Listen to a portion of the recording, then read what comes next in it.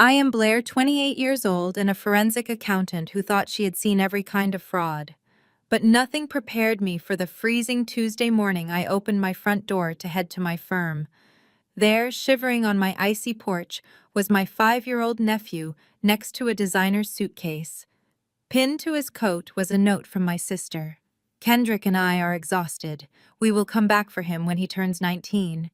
He is your problem now. I did not panic. I simply brought him inside, unzipped the suitcase, and uncovered a federal crime that would eventually put my entire family behind bars. Before I continue this story, let me know where you are watching from in the comments below.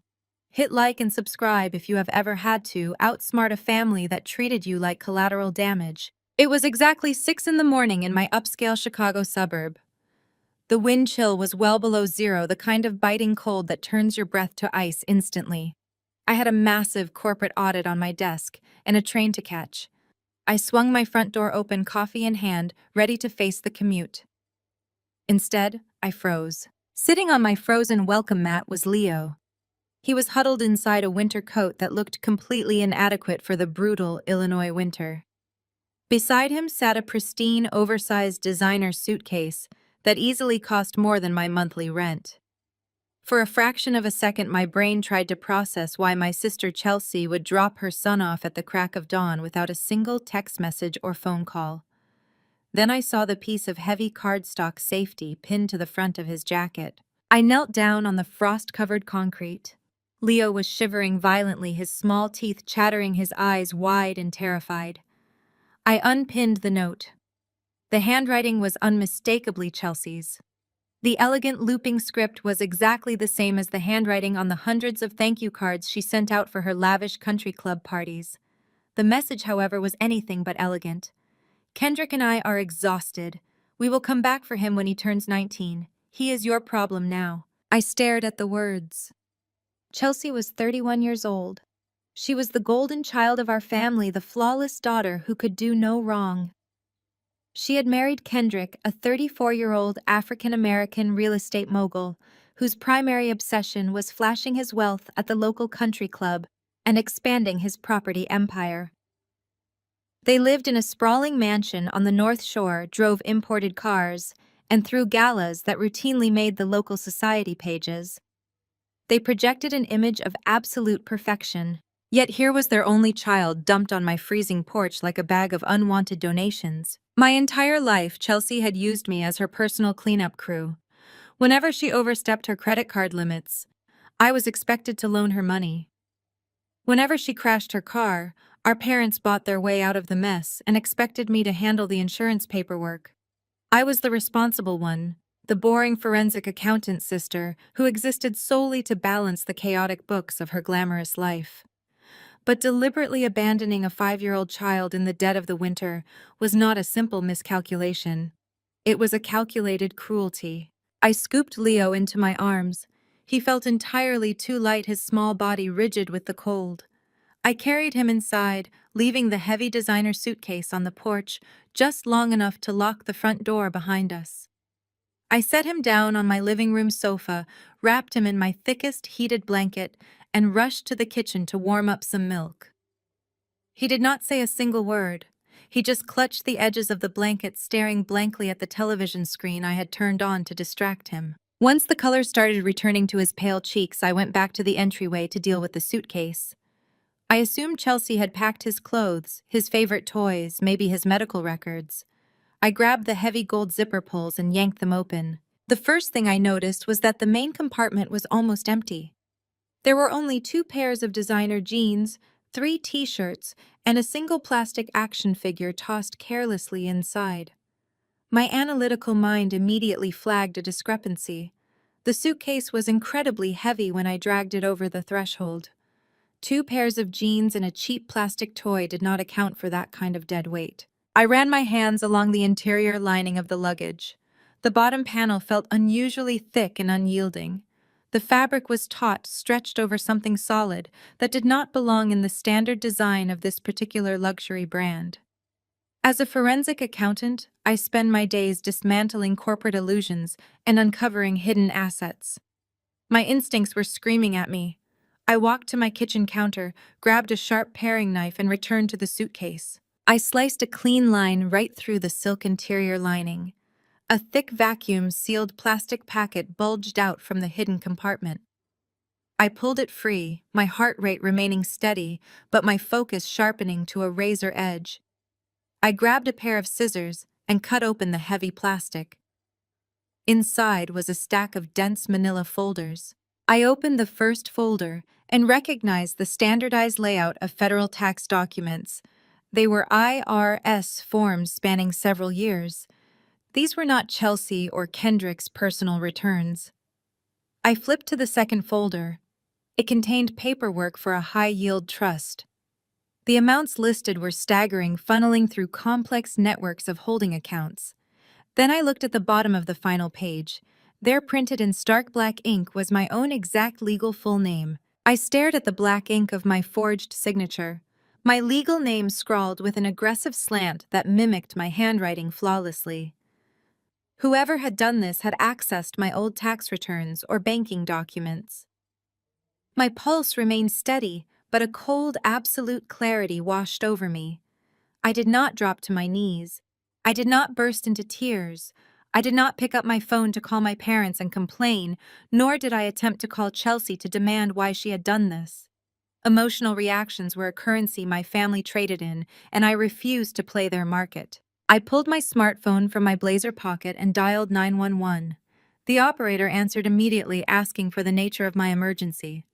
I kept my voice perfectly flat and professional, pitching it low so it would not carry into the living room where my nephew sat, wrapped in a heated blanket. I need to report a felony child abandonment at my residence. I provided my exact street address in the Chicago suburbs. I also need you to patch this dispatch through to the Chicago Police Department Financial Crimes Unit. The operator paused, clearly taken aback by the specific and unusual request. Ma'am, child abandonment is a matter for patrol officers and child protective services. Why do you need the Financial Crimes Unit? Because the perpetrators left a 5-year-old child on my porch, along with a suitcase containing forged federal tax documents and fraudulent high-yield trust paperwork bearing my stolen identity. The abandonment is the immediate crisis, but the motive is a federal financial crime.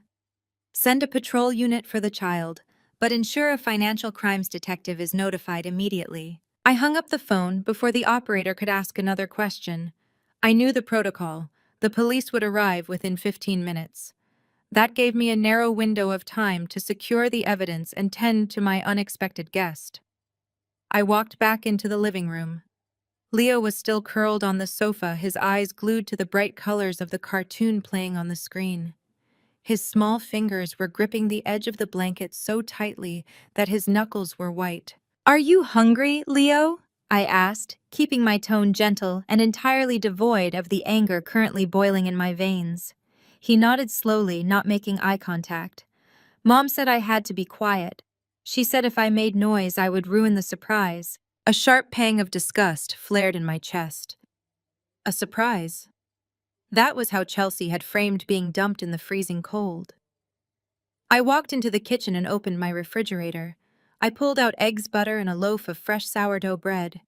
As I cracked the eggs into a ceramic bowl, my mind cataloged every instance of Chelsea using me as her personal dumping ground over the last decade. When she was 22 and maxed out 3 separate credit cards on designer handbags, our parents demanded I drain my savings to protect her credit score.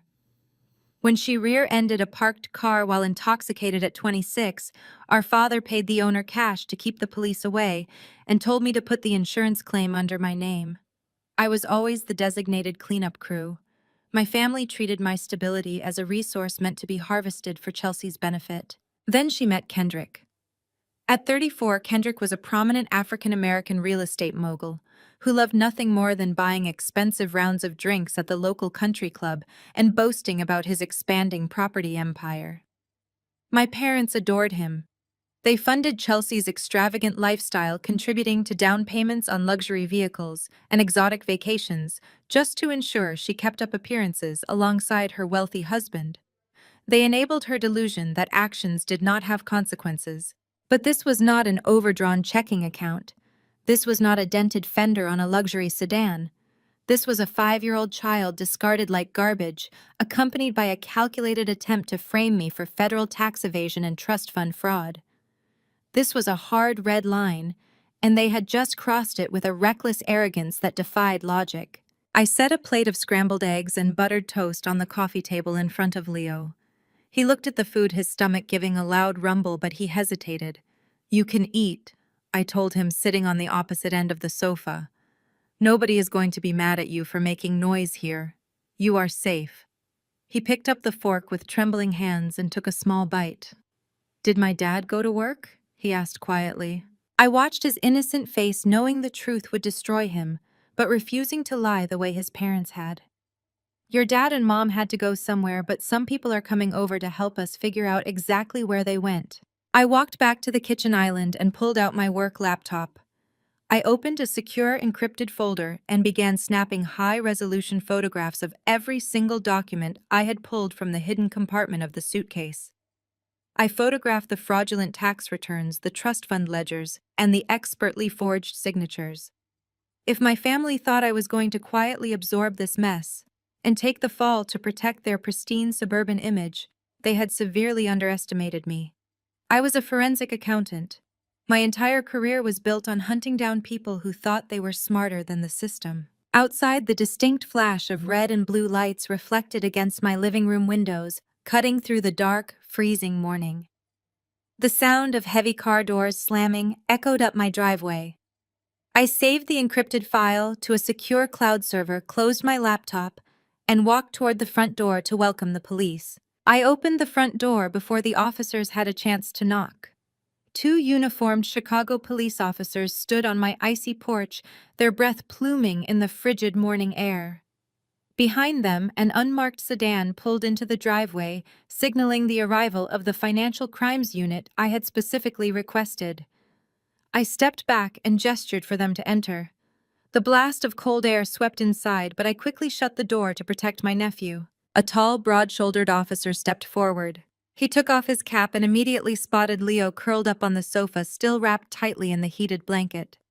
He cast a sympathetic glance at the boy before turning to me. I bypassed the standard welfare questions. I picked up the handwritten note and extended it toward him. "My sister Chelsea and her husband Kendrick left him on my porch before 6. I stated, my voice completely devoid of the hysterics they likely expected from a family domestic call. "The note states they are abandoning him until he turns 19. That satisfies the criteria for felony child endangerment and abandonment under Illinois state law." The officer blinked, clearly thrown off by my clinical delivery. He took the note, reading Chelsea's elegant script. His partner, a younger woman, moved quietly to check on Leo, crouching down to speak in soft, reassuring tones. At that moment, the heavy door clicked open again, and a detective in a wool overcoat walked in. He flashed a badge. "Detective Miller, Financial Crimes. Dispatch said you specifically requested our unit. Usually a porch drop-off is handled by Patrol and Family Services. Why am I here?" "Because the child abandonment is just the distraction," I replied smoothly. I pivoted and pointed to the kitchen island, where the sliced-open designer suitcase sat next to the sprawling pile of federal tax documents and trust fund paperwork. "The real crime is sitting right there." Detective Miller walked over to the kitchen counter, his eyes narrowing as he took in the sheer volume of paperwork. He pulled a pair of latex gloves from his coat pocket and snapped them on before touching anything. I stood beside him, completely bypassing the emotional trauma of my sister treating her son like unwanted luggage. I shifted seamlessly into the exact mindset I used during high-stakes corporate audits. "Let me walk you through the architecture of the fraud," I instructed, pointing to the top document in the stack. "I am a forensic accountant. I track laundered money and corporate embezzlement for a living. What you are looking at is a highly sophisticated, multi-layered financial framing mechanism. My sister and her husband are attempting to pin a massive federal crime entirely on me." Miller leaned in, examining the IRS forms. "Explain." I slid a secondary document forward, a declaration of trust. "Look at the routing numbers listed at the bottom of these offshore transfer requests." At first glance, they match the primary routing prefix for a standard domestic banking institution. But if you look at the ninth digit, you will see a subtle transposition. That specific sequence does not route to my personal bank account, even though my forged signature is at the bottom of the page. It routes to a private wealth management firm. The detective leaned closer, tracking the numbers with his gloved index finger. I did not stop there. I pulled out the fraudulent notary stamps that had been pressed into the corners of the sworn affidavits. Now look at the notary seal. I continued, my voice steady and commanding. The commission expiration date listed on the stamp is valid. The name of the notary is registered in Cook County, but the ink itself is completely wrong. Official notary stamps in this jurisdiction use a specific fast-drying industrial ink that bleeds through standard copy paper slightly. This ink sits perfectly on the surface. It is a high-quality digital reproduction, likely printed directly onto the paper using a commercial-grade laser printer. Furthermore, the microprinting on the border of the trust agreement lacks the required federal watermark. Miller looked up from the documents, his eyes locking onto mine. The skepticism that had initially clouded his face completely vanished. He recognized that I was not a paranoid sibling looking for revenge. I was a professional handing him a neatly wrapped federal case on a silver platter. They forged your signature to set you up as the fall guy for whatever money they are moving? Miller concluded, his voice dropping to a serious register. And they dumped the kid here so you would be too distracted by the sudden custody crisis to notice the financial bomb they planted in the luggage. Exactly, I confirmed. Chelsea and Kendrick live in a multi-million-dollar estate on the North Shore. Kendrick is a prominent real estate developer. They have the resources, the connections, and clearly the motive to execute a high-level financial crime. Leaving Leo here was their way of ensuring I would be the one holding the bag when the IRS eventually came knocking. The uniform officer who had been listening from the living room archway stepped forward. We have the child's welfare secured. Child Protective Services is on standby, but given that he is with a direct blood relative, we can delay their intervention if you are willing to act as his temporary emergency guardian. I am taking full responsibility for my nephew, I stated without hesitation. He stays with me. But my sister and her husband need to be apprehended immediately before they have the chance to board a private flight or destroy any digital evidence on their home servers. Detective Miller pulled a heavy radio from his belt. The atmosphere in my kitchen shifted instantly from an investigative assessment to an active tactical response.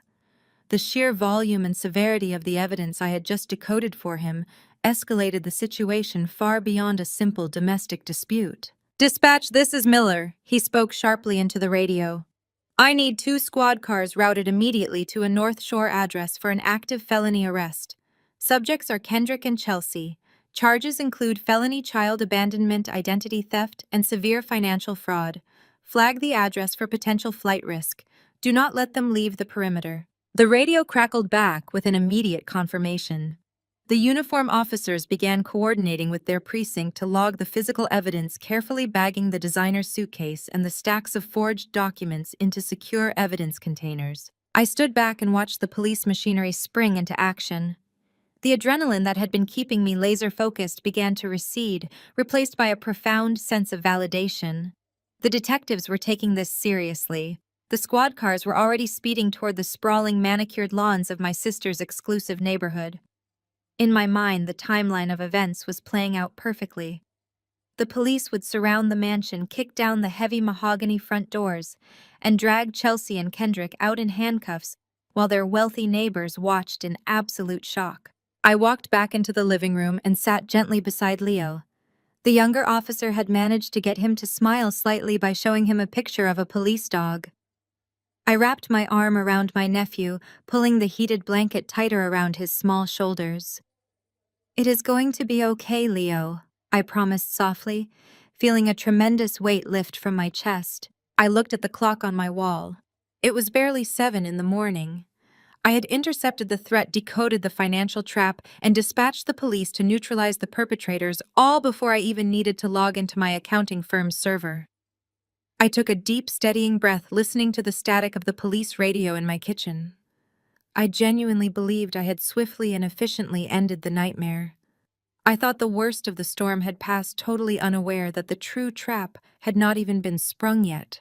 I would later find out from the police reports and the body camera footage exactly how my perfectly laid trap unraveled.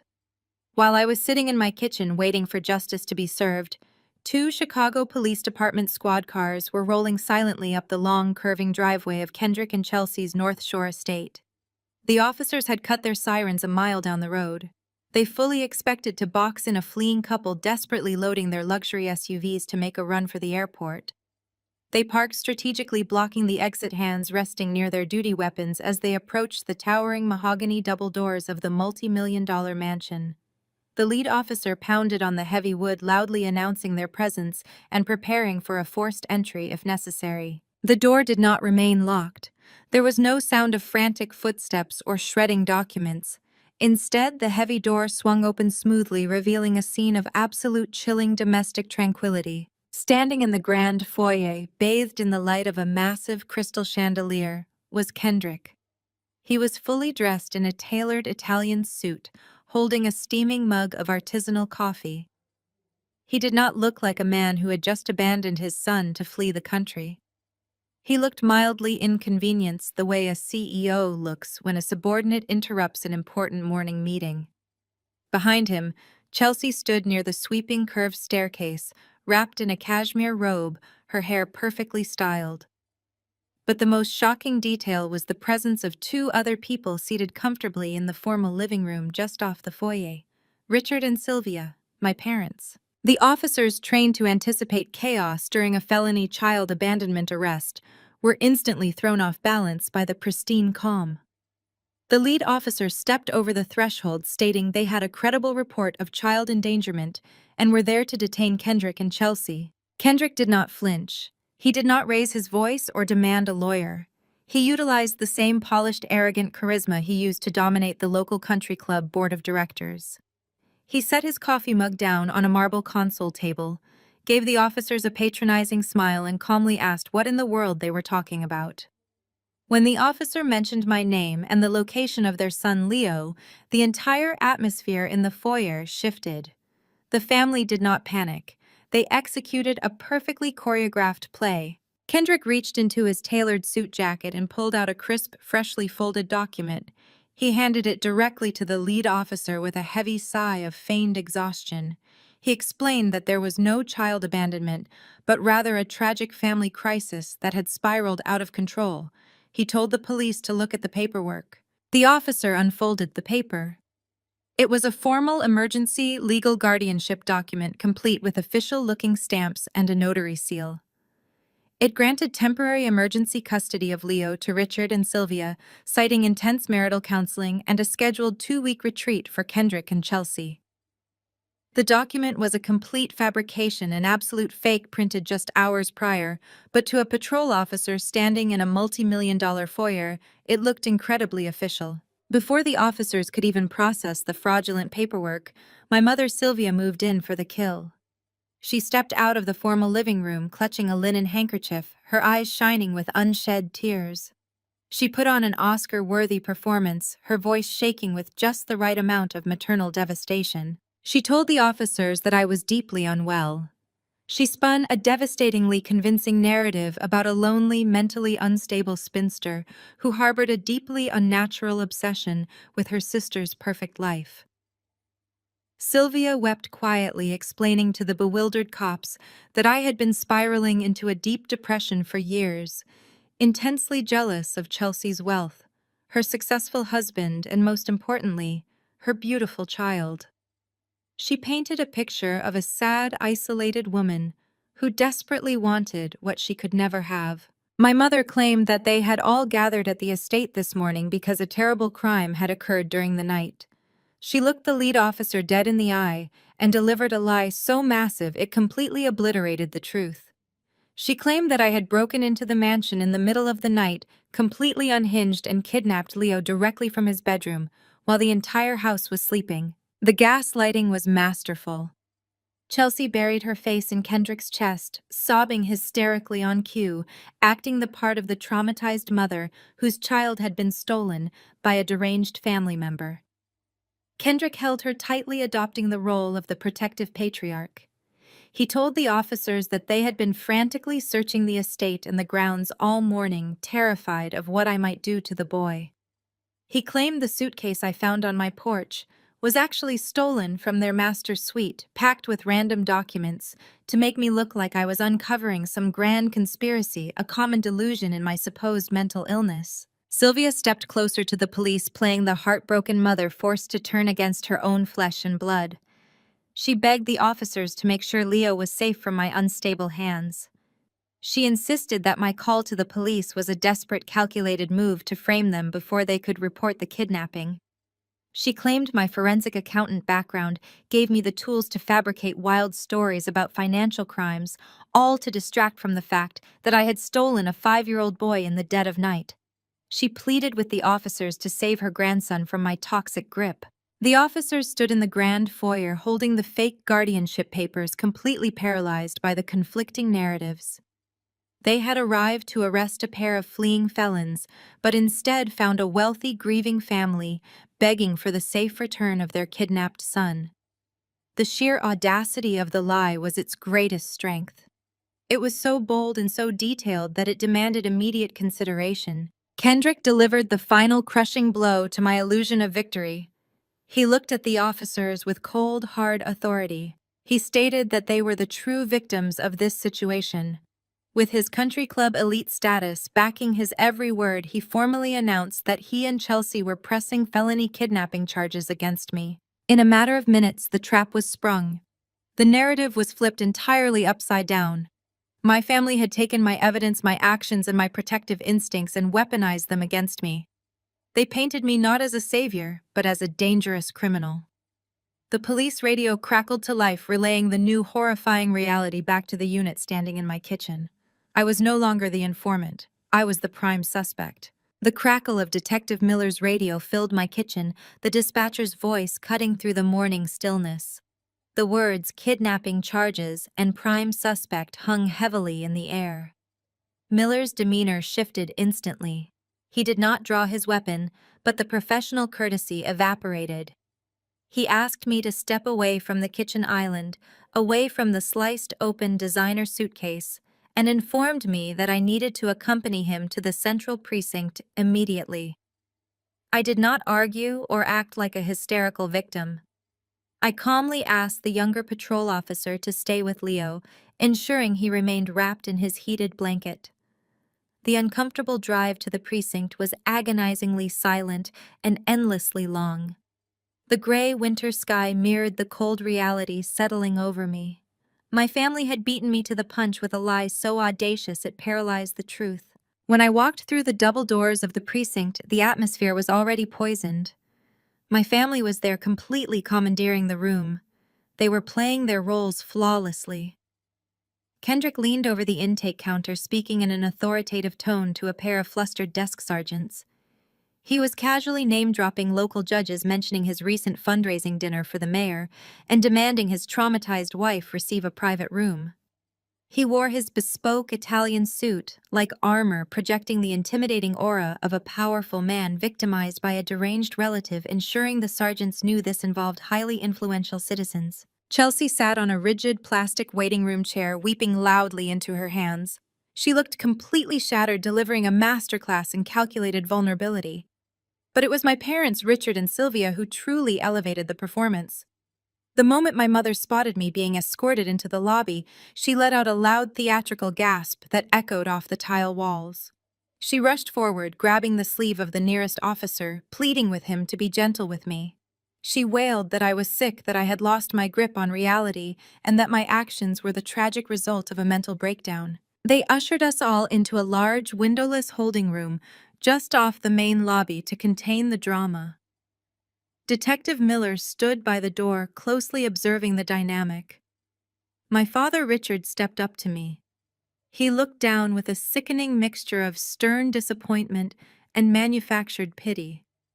He spoke loudly, ensuring every officer in earshot could hear his magnanimous offer. He told me that they loved me despite the terrible thing I had done. He claimed they understood that my lifelong jealousy over Chelsea's perfect marriage wealth and beautiful son had finally driven me over the edge into psychosis. Then came the final ultimatum. Kendrick stepped up beside my father, towering over me. He promised that if I immediately surrendered Leo to their custody and voluntarily checked myself into a psychiatric facility for an extended evaluation, they would show unprecedented mercy. They would not pursue the felony kidnapping charges. They framed it as an act of profound family grace. They were offering to save me from a 20-year prison sentence, provided I submit to their narrative and permanently accept the role of the mentally unstable spinster sister. Richard pulled a pre-written statement of surrender from his jacket, placed it on the metal table between us, and pushed a plastic pen toward my chest.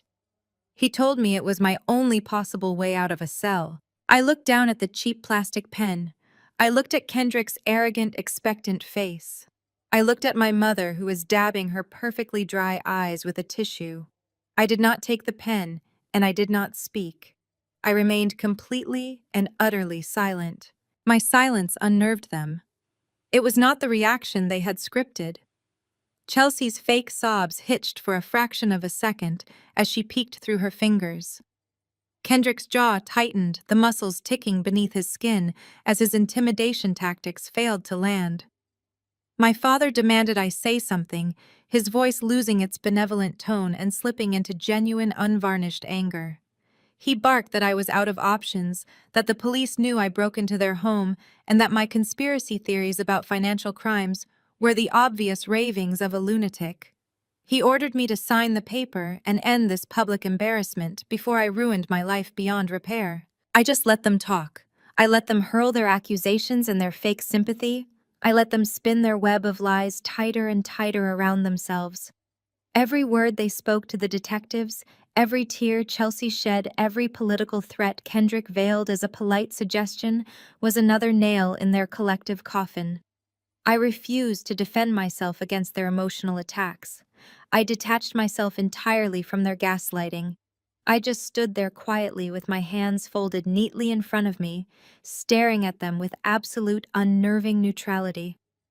If I argued, I would look like the unhinged woman they were describing. If I panicked, I would validate their claims of my instability. So I gave them absolutely nothing. I became a stone wall absorbing their frantic energy without reflecting a single drop back.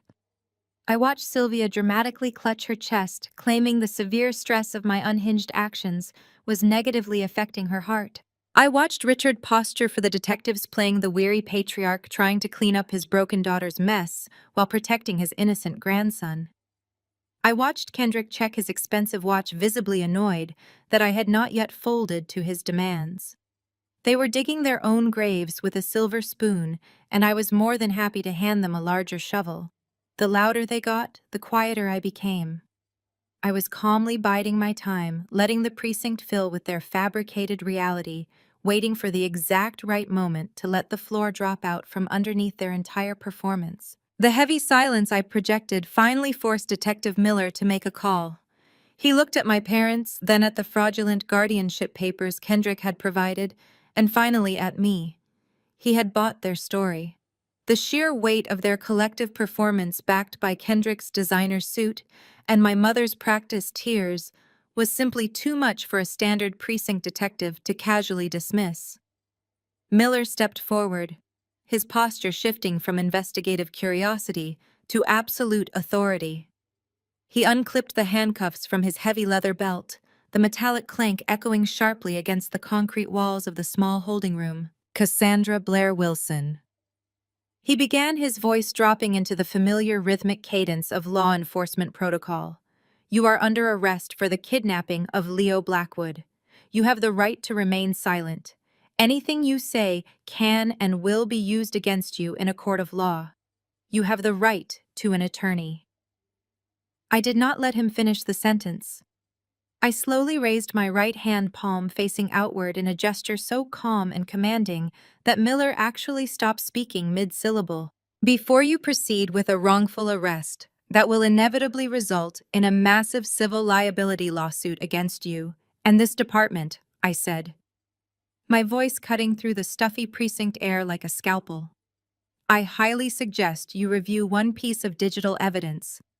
After that, if you still feel the compelling need to read me my rights, I will gladly hold out my wrists. I reached into my structured leather tote bag and pulled out my iPad Pro. I had brought it with me specifically for this exact moment. I tapped the screen, the cool light illuminating my face as I bypassed the lock screen. Last Tuesday, following a string of package thefts in my suburban neighborhood, I had a private security firm upgrade the surveillance architecture on my property. I explained maintaining total eye contact with the detective. The new system features a 4K resolution dual-lens, Ring doorbell with enhanced color night vision, an ultra-wide field of view, and a continuous military-grade encrypted cloud storage upload that cannot be tampered with or deleted from the physical device itself. I shifted my gaze directly to Kendrick. The smug, victorious smirk on his face faltered, replaced by a microscopic twitch of deep uncertainty. My mother Sylvia sniffled loudly, opening her mouth to launch into another theatrical wail, but I cut her off instantly. I did not mention this upgrade to anyone in the family, because frankly, my home security is none of your business. But it certainly is the business of the Chicago Police Department right now. I turned the large screen outward facing Detective Miller and the two desk sergeants who had crowded into the doorway to watch the drama unfold. I set the device volume to maximum. Timestamp 5:42 this morning, I narrated flatly tapping the play icon. The crystal clear, high-definition footage filled the screen. Despite the pre-dawn darkness, the advanced night vision sensors rendered the scene in stark, sharp detail. The audio kicked in instantly, picking up the loud, distinct crunch of heavy tires rolling over frozen asphalt.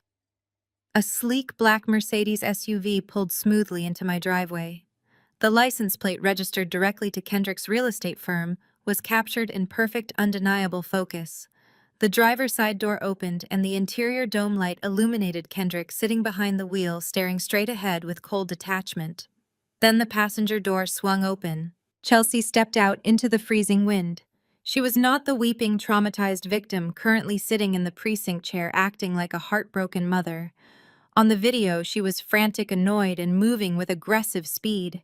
She reached into the back seat and yanked Leo out by his upper arm. The high-fidelity microphone picked up the sharp, unmistakable sound of a 5-year-old boy crying out in confusion and pain. "Stop whining!" Leo Chelsea hissed on the clear, recording her voice sharp and vicious. "Just stand on the porch and do not make a sound until your aunt opens the door. I mean it." The entire precinct holding room watched in absolute paralyzed fascination as the digital version of my sister dragged her terrified son up my icy front steps. She practically shoved him against my front door. Then she pulled a folded piece of paper from her expensive wool coat pocket. With a strip of clear packing tape, she slapped the abandonment note directly onto Leo's small chest. She did not bend down to hug him. She did not offer a single word of comfort. She simply turned on her heel and sprinted back down the driveway, her designer boots slipping slightly on the frost. She threw herself into the passenger seat of the idling Mercedes. The heavy doors slammed shut with a resounding thud. The brake lights flared a brilliant red washing over the snowy driveway, and Kendrick slammed on the accelerator. The SUV peeled out into the dark suburban street, leaving his child shivering alone on a freezing concrete porch. The video ended freezing on the final frame of Leo standing alone, looking tiny and abandoned under my porch light. The audio cut to the ambient sound of the freezing wind howling against the microphone. I tapped the screen once, locking the iPad, and placed it gently on the metal table right next to Richard's ridiculous pre-written confession document. The reaction in the holding room was absolute deafening silence. It was a dense, suffocating vacuum of sound. Not a single person breathed. The transition from their chaotic family performance to the undeniable high-definition truth was instantaneous and entirely devastating. Sylvia's mouth hung wide open, a manufactured sob dying in her throat, leaving her frozen in a grotesque mask of shock. Richard stared at the black screen of the iPad as if it were a venomous snake preparing to strike. Kendrick's tailored suit suddenly looked like a straitjacket. All the color had completely drained from his face, leaving him looking sickly hollow and utterly exposed. Chelsea was practically hyperventilating, but this time the tears welling in her eyes were born of genuine, unadulterated terror. The kidnapping lie was instantly and violently obliterated. I turned my attention back to Detective Miller. He was staring at the iPad, his jaw clenched so tightly the muscles bulged against his cheek. He slowly looked up, his eyes sweeping over the four of them, with a look of pure, unbridled disgust. He realized precisely how close he had come to executing a false arrest, based entirely on the coordinated perjury of a wealthy, entitled family. I did not raise my voice. I did not gloat. I maintained the exact same professional detachment I used when presenting a finalized audit to a corporate board of directors. As you can clearly see, Detective, I stated, breaking the deafening silence. I did not break into anyone's home. I did not kidnap a child. My sister and her husband abandoned their son on my property, fled the scene, and then orchestrated a multi-layered conspiracy to frame me for kidnapping in order to cover up their massive financial crimes. Now, if you are quite finished with my Miranda rights, I believe you have some actual felons to arrest. Detective Miller stared at me for a long, heavy moment before smoothly clipping the handcuffs back onto his belt. The metallic snap echoed like a gavel striking a sound block. He did not apologize, but the immediate shift in his physical posture told me everything I needed to know. The threat against my freedom evaporated into the stale precinct air. He turned his back on me completely and signaled the two desk sergeants lingering in the doorway. They stepped into the holding room, their hands resting cautiously on their utility belts, physically positioning themselves between me and my family. Kendrick recognized the catastrophic shift in power instantly. The slick country club arrogance vanished, replaced by the frantic backpedaling of a cornered animal.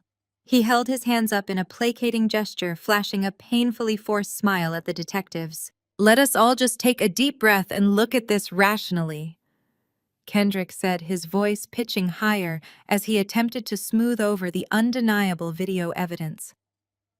"My wife has been under immense crushing pressure lately. The stress of my expanding real estate portfolio has taken a toll on her mental health. What you saw in that video was nothing more than a momentary lapse in judgment. A brief, terrible mistake born out of extreme exhaustion. We panicked when we woke up and realized what we had done, and we made a foolish decision in reporting it the way we did. We just want to take our boy home and put this terrible morning behind us." Detective Miller did not even blink. "Filing a false police report to cover up a felony is not a momentary lapse in judgment, Mr. Blackwood. It is a crime. And based on the briefing I just received from the Financial Crimes Unit, currently tossing your primary residence child abandonment might be the least of your impending charges." Chelsea dropped her weeping victim facade entirely, her face contorted into a mask of pure vicious panic. She lunged forward, pointing a manicured finger directly at my face. "You cannot keep him!" she shrieked, her voice echoing shrilly off the concrete walls. "Give me my son back right now. I am his mother, and you have no legal right to hold him hostage. I did not retreat a single inch." I looked directly at Detective Miller, bypassing my sister completely. "I am formally invoking the Emergency Child Protective Services Protocol under the Illinois Abused and Neglected Child Reporting Act 1, stated, my voice ringing out with absolute clinical precision. As a mandated reporter by nature of possessing physical undeniable evidence of severe child endangerment, I am stating on the legal record that returning Leo to the custody of these two individuals presents an imminent and catastrophic risk to his life and safety. I am refusing to release the child. I am requesting the immediate initiation of emergency foster placement procedures, and I am formally designating myself as the temporary kinship caregiver until a judge rules otherwise." Chelsea let out a guttural scream, attempting to shove past the desk sergeants. The officers immediately blocked her path, grabbing her arms and forcing her back into the plastic waiting chair. My mother Sylvia rushed forward to intervene, but the taller sergeant pointed a stern finger at her, warning her to step back or face immediate detention for obstructing police protocol. That was the exact moment my father lost his mind. Richard turned a shade of deep mottled purple, the veins bulging aggressively against the collar of his expensive dress shirt. The refined, respectable patriarch image he had cultivated for decades shattered into a million jagged pieces. He stepped toward me, his fists clenched so tightly his knuckles were bone white. "You vindictive little blood traitor," Richard roared, the sheer volume of his rage vibrating through the small room. "This is what this is actually about, isn't it? You could never stand Chelsea's success. You could never stomach the fact that she secured a prominent, wealthy husband while you sat alone in your miserable suburban house. You are deliberately trying to destroy Kendrick's business reputation over a simple family misunderstanding." He spat the words at me, leveraging decades of psychological conditioning designed to make me feel small and obedient. He accused me of tearing the family apart, of weaponizing the police to feed my own bitter spinster jealousy. He cursed my name, branding me a disgrace who would stop at nothing to drag my superior sister down into the mud. I met his furious gaze with eyes made of absolute ice. Kendrick destroyed his own reputation the second he forged my name on federal offshore trust documents. "Dad," I replied, my tone dangerously quiet and utterly unbothered. "You just helped him dig the grave by lying to a detective." Detective Miller stepped between us, holding his hand up to silence my father. He looked at me and gave a curt professional nod. "You are free to go," Ms. Wilson Miller instructed, turning his attention back to my family. "We will handle the intake procedures for the child abandonment and the false reporting charges here. The fraud division will be in touch regarding the financial documents you recovered." I nodded once. I turned my back on my parents, my sister, and her fraudulent husband. I walked out of the holding room, leaving them scrambling, shouting, and drowning in the immediate crushing consequences of their own spectacular arrogance. The heavy metal door swung shut behind me, instantly muting Richard's furious shouting. I walked down the brightly lit precinct hallway to the front desk, where the younger patrol officer was sitting with Leo. My nephew was drawing quietly on a piece of scrap paper, still wrapped in the heated blanket I had draped over him hours ago. He looked up, his small face searching mine for reassurance. "Are we going home now, Aunt Blair?" he asked softly. "Yes, Leo," I said, taking his small hand in mine. "We are going home." I signed the preliminary temporary guardianship intake forms, sliding across the high counter. I guided Leo toward the heavy glass exit doors of the police station. Pushing through them, the crisp, freezing winter air hit my face, clearing away the suffocating tension of the holding cell. As I walked to my car, shielding Leo from the wind, a profound, unshakable sense of triumph flooded my chest. I had outmaneuvered their gaslighting. I had weaponized the truth against their lies. For the first time in my entire life, I had not just survived my family's toxic storm, I had commanded the lightning. I buckled Leo into the back seat, feeling a fleeting, absolute victory. I had left them trapped in a cage of their own making. I pulled my sedan into the garage, the heavy door rolling down behind us to shut out the freezing Chicago wind and the chaotic, toxic remnants of the morning. The engine ticked quietly as it cooled in the dimly lit space. I turned in my seat to look at the back. Leo had fallen asleep during the short drive from the precinct, his head resting heavily against the cold window, the heated blanket still clutched tightly in his small fists. I unbuckled him carefully, lifting his slight frame into my arms. He stirred, murmuring something incoherent, but settled his face instantly into the shoulder of my coat. I carried him inside, moving through the mudroom and into the familiar quiet warmth of my home. I bypassed the living room, heading straight for the guest bedroom at the end of the hall. I laid him down on the plush mattress, pulled a thick down comforter over his shoulders, and drew the blackout curtains tight. He was safe. For the first time since I found him shivering on my porch before sunrise, he was entirely out of their reach. I stepped out into the hallway and pulled the door shut with a soft click. The profound, buzzing silence of the empty house enveloped me. The adrenaline that had sustained me through the brutal confrontation with my parents and Kendrick at the police station was finally beginning to evaporate, leaving behind a deep, bone-weary exhaustion.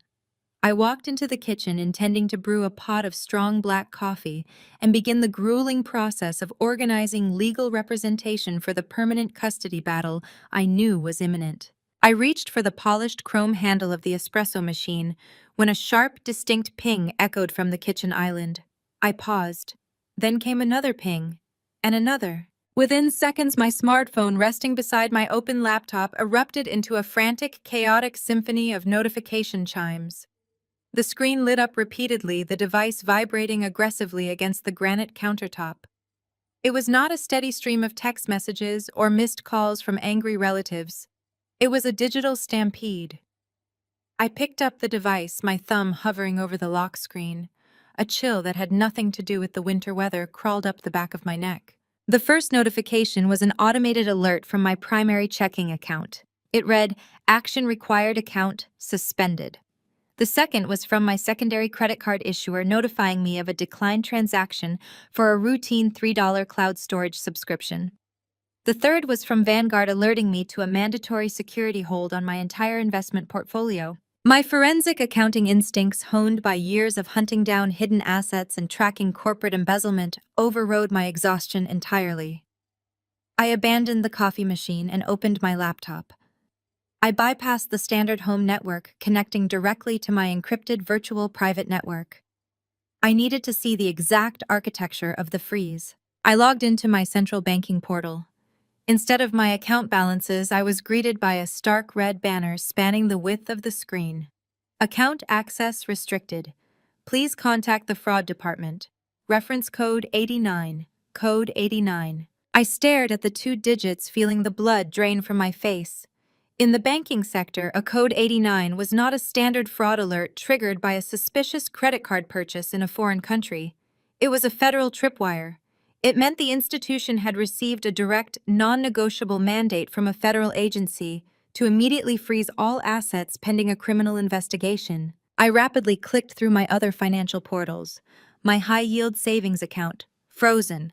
My emergency contingency fund, frozen. My corporate credit cards, frozen. Kendrick and Chelsea had not just planted a designer suitcase full of forged documents on my porch as a clumsy distraction. The physical paperwork I had handed over to Detective Miller was merely the physical receipt of a digital transaction that had already been executed. They had actively submitted the forged trust documents and the offshore routing requests to the federal clearinghouses days, perhaps weeks ago. They had used my stolen identity to set up the infrastructure of a massive financial crime, and then they had waited for the automated federal algorithms to flag the discrepancies. The drop-off of Leo was just the final theatrical touch to ensure I was too busy dealing with a kidnapping charge to check my bank accounts before the federal hammer fell. I was completely locked out of my own life. I had no access to liquid capital, no ability to hire an elite defense attorney, and no way to financially support the 5-year-old boy sleeping down the hall. As I sat in the silent kitchen staring blankly at the cascading error messages illuminating my laptop screen, a sound shattered the quiet. It was not the doorbell. It was a heavy, rhythmic, aggressively authoritative knock. 3 sharp strikes against the solid oak of my front door. It vibrated through the floorboards. I did not panic.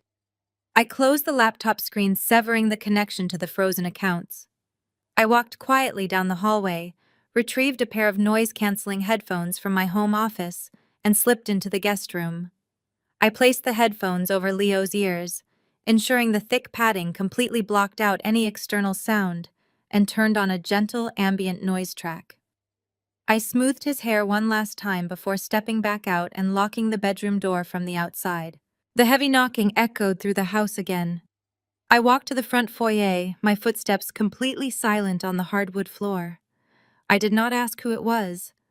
I looked through the reinforced glass peephole. Standing on my porch were 3 individuals dressed in immaculate dark suits. They were not local Chicago patrol officers in heavy winter gear. They were not plainclothes financial detectives like Miller. They carried themselves with the rigid, absolute authority of the federal government. I gripped the brass handle, turned the deadbolt, and pulled the heavy door open. The man in the center, sporting a severe haircut and a navy overcoat, did not offer a polite greeting. He simultaneously held up his credentials, a gold badge gleaming in the harsh winter sunlight. Blair, he stated, his voice flat, mechanical, and entirely devoid of emotion. We are agents with the Internal Revenue Service Criminal Investigation Division. You are under federal investigation for the embezzlement of $5 million from a minor's medical trust. You need to come with us. The cold air rushed into the foyer, swirling around my ankles. The temporary victory I had felt at the police precinct evaporated into the freezing wind.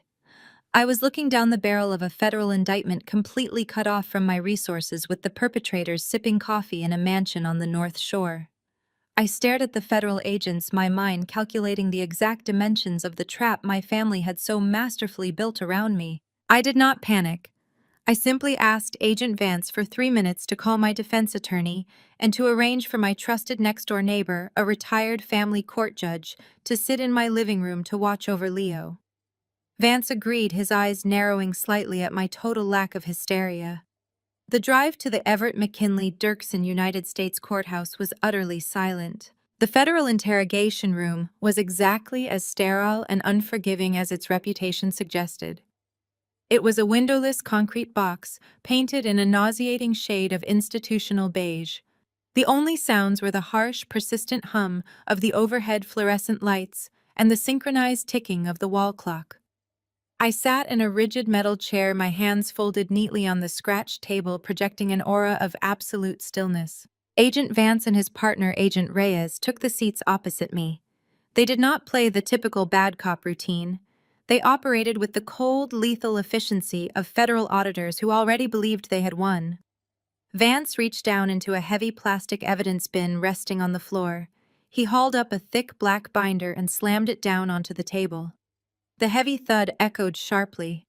Then he reached down again, producing a stack of loose bank statements secured with heavy rubber bands. Then came wire transfer logs, incorporation deeds, and tax filings. He slid the mountain of financial records across the table until the leading edge touched my fingertips. Reyes opened the top folder, her eyes fixed on my face, waiting for the inevitable crack in my composure. She began to outline the architecture of the crime with clinical precision. 5 years ago, a private medical and educational trust had been quietly established for Leo by Kendrick's wealthy paternal grandparents. The principal amount was exactly $5 million. Over the past 36 months, that account had been systematically, ruthlessly drained. Reyes placed a series of highlighted wire transfer receipts directly in my line of sight. The funds had been moved using advanced structuring techniques. Hundreds of transactions, meticulously kept just below the $10,000 federal reporting threshold, had been funneled out of Leo's trust.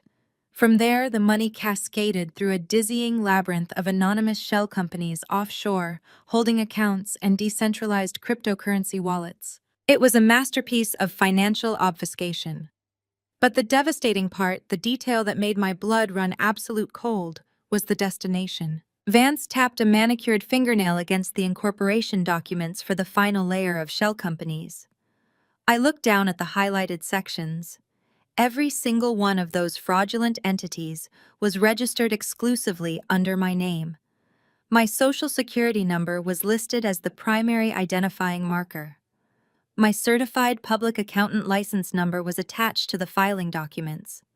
The registered business addresses pointed directly to a post office box I had opened 5 years ago for my freelance consulting work. Even worse, Reyes slid a digital forensic report across the table. It showed that the IP addresses used to execute the final massive offshore transfers traced directly back to the router in my suburban living room. As I stared at the forged signatures and the spoofed digital footprints, the entire terrifying scope of my family's treachery snapped into crystalline focus. The realization hit me with the force of a freight train, yet my exterior remained perfectly composed. This was not a sudden panic. This was not a hasty cover-up of a recent bad real estate investment by Kendrick. This was a 3-year, meticulously orchestrated assassination of my life. My brilliant analytical mind began rapidly piecing together the timeline connecting innocuous family memories to the devastating evidence sitting in front of me. 3 years ago, Kendrick had casually asked to borrow my CPA credentials, claiming he needed a trusted family member to act as a blind consultant for a complex commercial zoning audit. 2 years ago, during our annual Thanksgiving dinner, Chelsea had spilled a glass of wine on her phone and borrowed my laptop for the entire weekend, claiming she needed to handle a fashion boutique crisis. I had given her my administrative password. They had used that weekend to install remote access architecture on my network, allowing them to route their fraudulent transactions through my IP address while sitting comfortably in their mansion. Every polite request, every family gathering, every seemingly innocent favor had been a calculated step in building the guillotine they intended to drop on my neck. They did not just abandon Leo on my porch this morning because Chelsea was tired of being a mother. They dumped him in the freezing cold because they knew the federal tripwire had finally been triggered. The automated banking algorithms had caught the discrepancies. The IRS Criminal Investigation Division was closing in. Kendrick and Chelsea needed the physical child out of their possession and on my property to complete the final fatal chapter of their narrative. The story they had fed to the local police and the story they intended to feed to these federal agents was brilliantly simple and entirely lethal.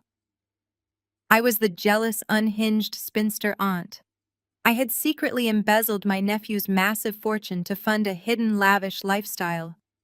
When I realized the feds were auditing the trust, I had a psychological break, kidnapped the boy to maintain physical control of the asset, and was preparing to flee the country. It was the perfect crime.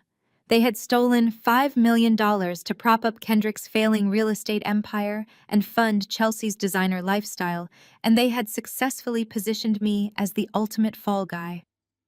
They had spent 3 years smiling at me across dinner tables, asking me to pass the salt, knowing with absolute certainty that they were writing my 20-year federal prison sentence. I looked up from the mountain of forged documents. I did not scream. I did not cry. I did not proclaim my innocence to agents who were trained to view every denial as an admission of guilt. I looked at Vance and Reyes with the cold, calculating eyes of a forensic auditor who had just been handed the exact blueprints of her enemy's destruction. They thought they had buried me under a mountain of paper. They did not realize they had just handed me the shovel I needed to dig their graves. Agent Vance leaned back, crossing his arms over his chest, waiting for the inevitable breakdown. He was waiting for the tears, the frantic denials, or the desperate demand for legal counsel. I gave him nothing. I did not ask for a glass of water, and I certainly did not ask for a lawyer. Instead, I leaned forward, resting my forearms on the scratched metal table. "I need a whiteboard," I said, my voice eerily calm and entirely conversational. A whiteboard, 3 dry erase markers in different colors, and a standalone laptop equipped with raw data parsing software. No internet connection required, just the raw analytical tools. Reyes blinked, her professional mask slipping for a fraction of a second. Suspects staring down a massive federal indictment did not ask for office supplies. Vance narrowed his eyes, searching my face for a bluff, but he found only absolute terrifying certainty. He gave a curt nod to Reyes. 10 minutes later, a heavy rolling whiteboard was wheeled into the interrogation room, accompanied by a thick, rugged government laptop. I stood up from the metal chair. The sterile, windowless box was no longer a federal holding room. It was my operating theater.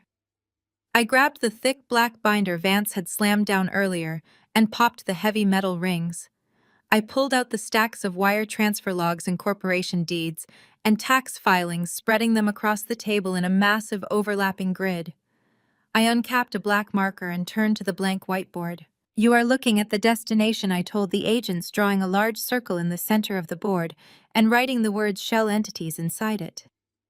"You are looking at the name on the door and the spoofed IP address that points to my living room. But you are ignoring the microscopic routing errors in the digital architecture." I moved to the laptop, plugging in the flash drive containing the digital copies of the evidence they had just served me. I opened the raw metadata files attached to the digital signatures that supposedly bound me to these fraudulent accounts. "Kendrick and Chelsea are greedy, but they are not brilliant," I explained, my fingers flying across the keyboard. "Look at the timestamps on these transfer authorizations. They kept the transactions just under the $10,000 federal reporting threshold, which is textbook structuring. But look at the latency. I turned the laptop screen toward Vance and Reyes. I pointed to a specific string of raw hex data. The millisecond delays on these server handshakes do not match a standard residential broadband connection, I stated, tapping the screen. They reflect the routing delays of a commercial virtual private network tunnel. My sister and her husband spoofed my home router's IP address to make it look like the transfers originated from my house.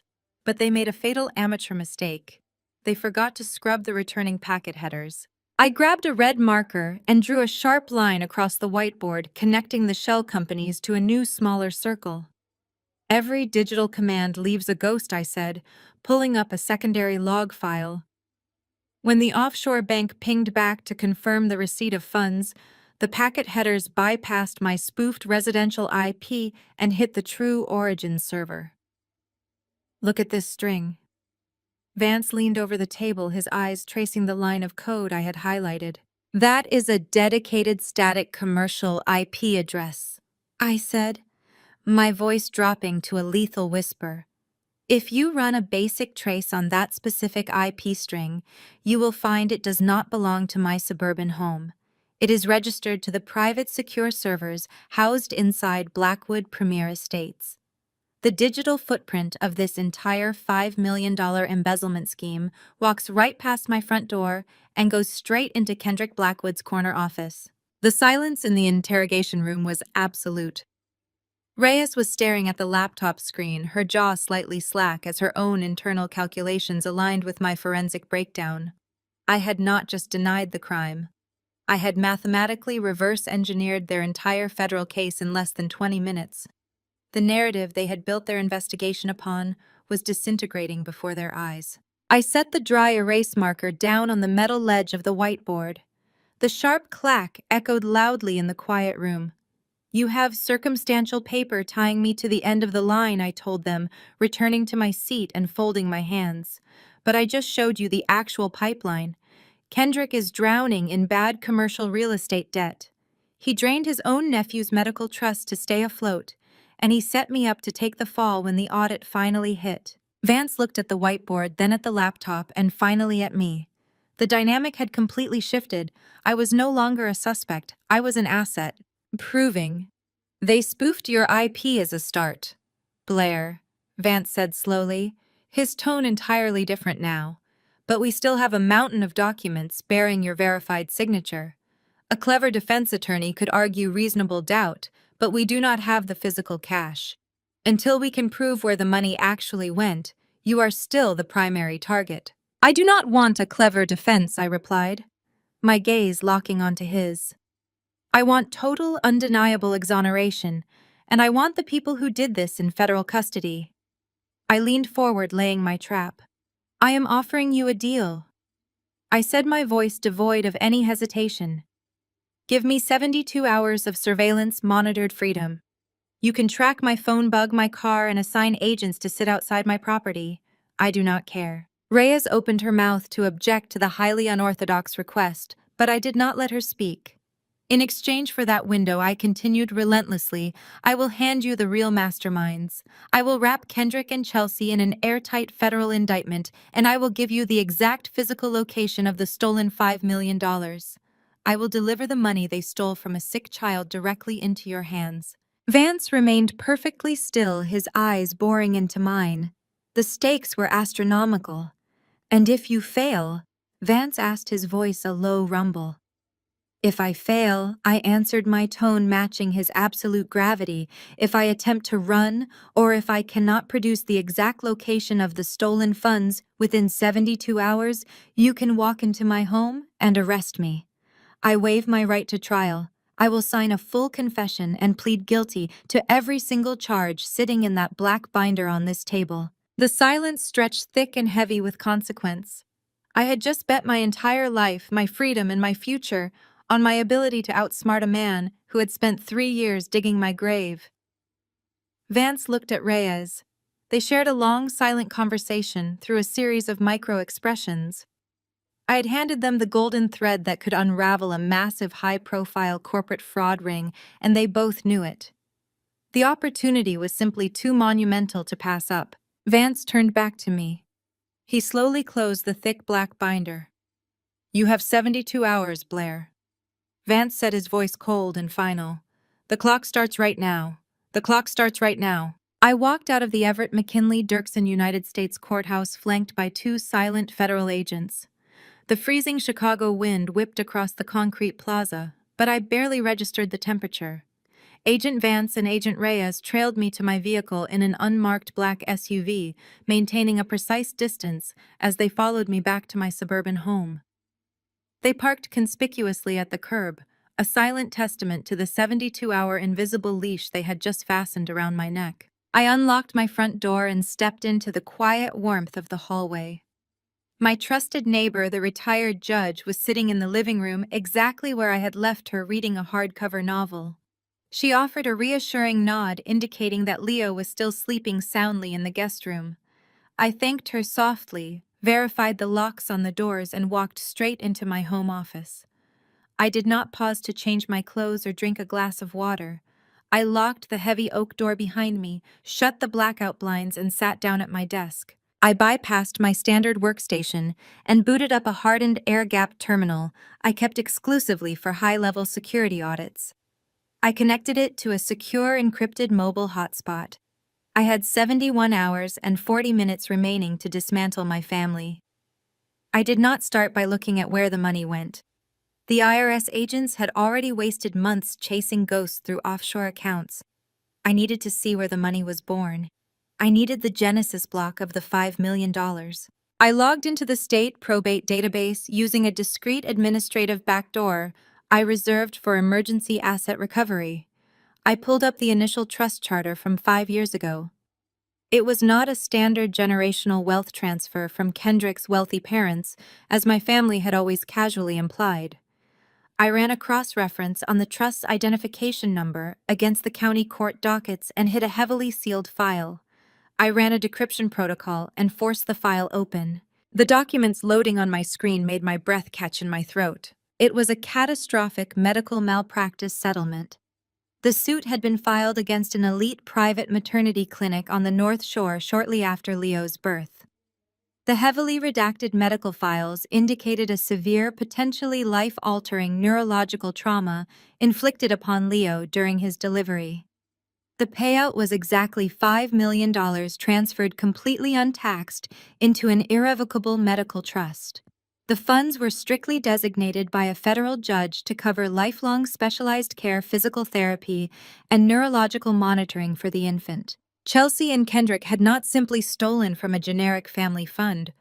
They had systematically looted the financial compensation for their own son's physical suffering. They had monetized his trauma.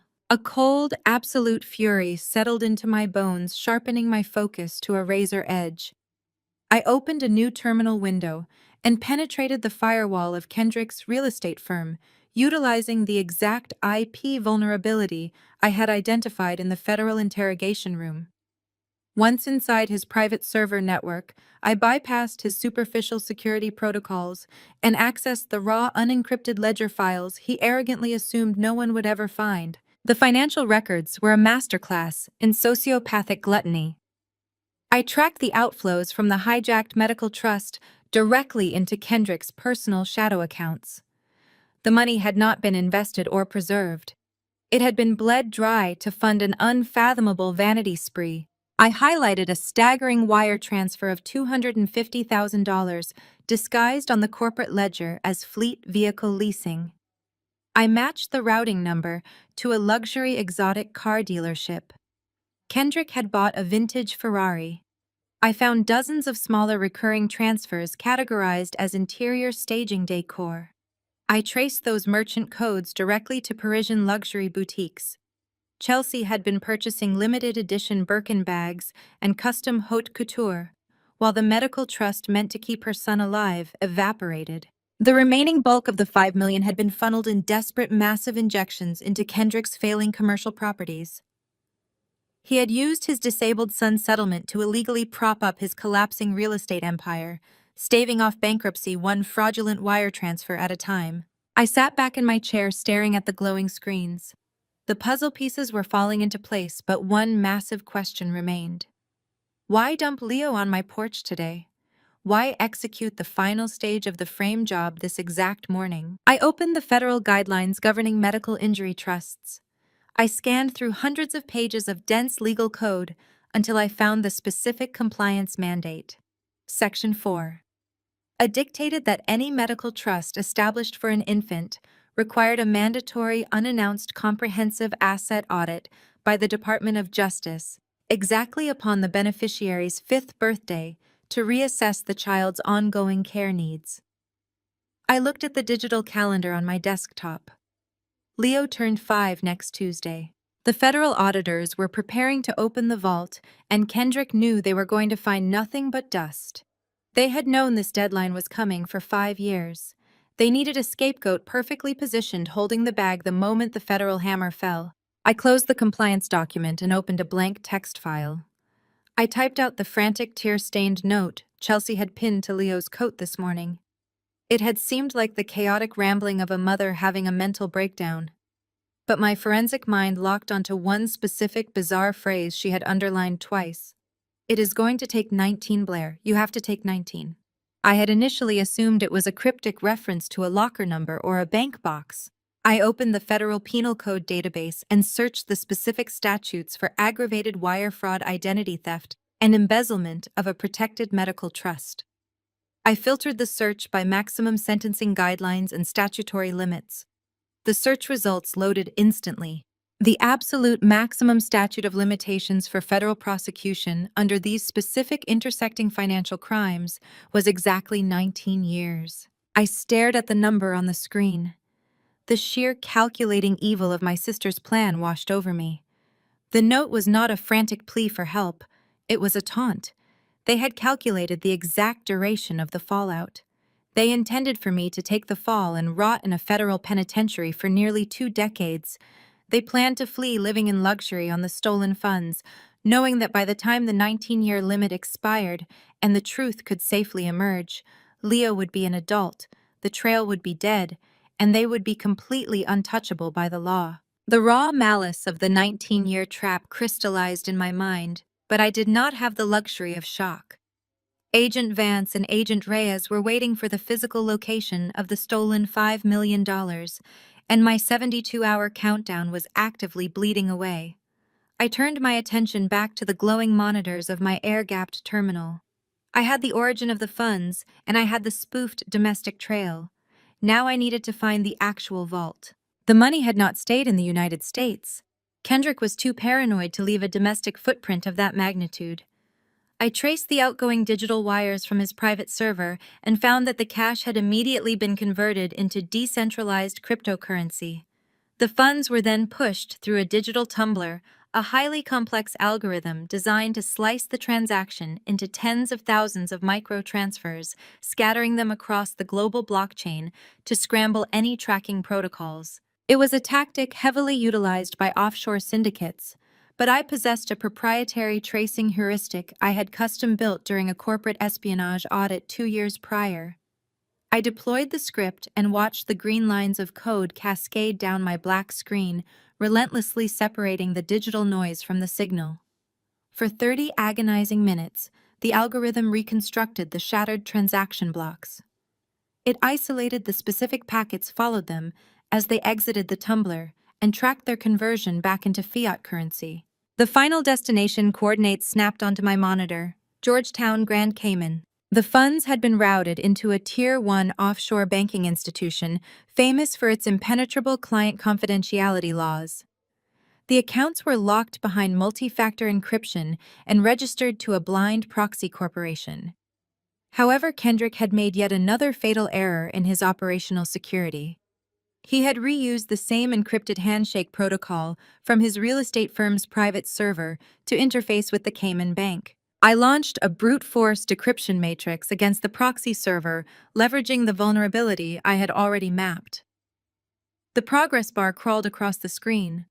I sat in absolute silence, the only sound the hum of the laptop processor working at maximum capacity.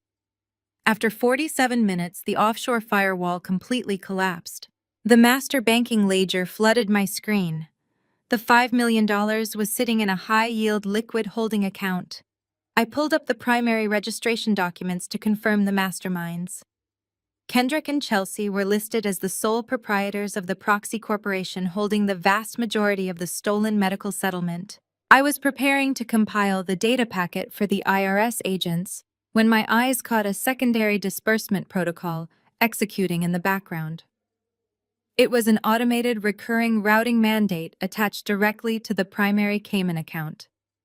Exactly 20% of the stolen medical funds had been siphoned off and shielded in a separate, completely distinct offshore ledger. I clicked on the disbursement mandate to reveal the registered beneficiaries of the secondary account.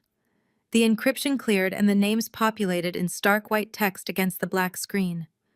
Richard and Sylvia, my parents. The clinical forensic detachment I had maintained since the federal agents knocked on my door finally shattered.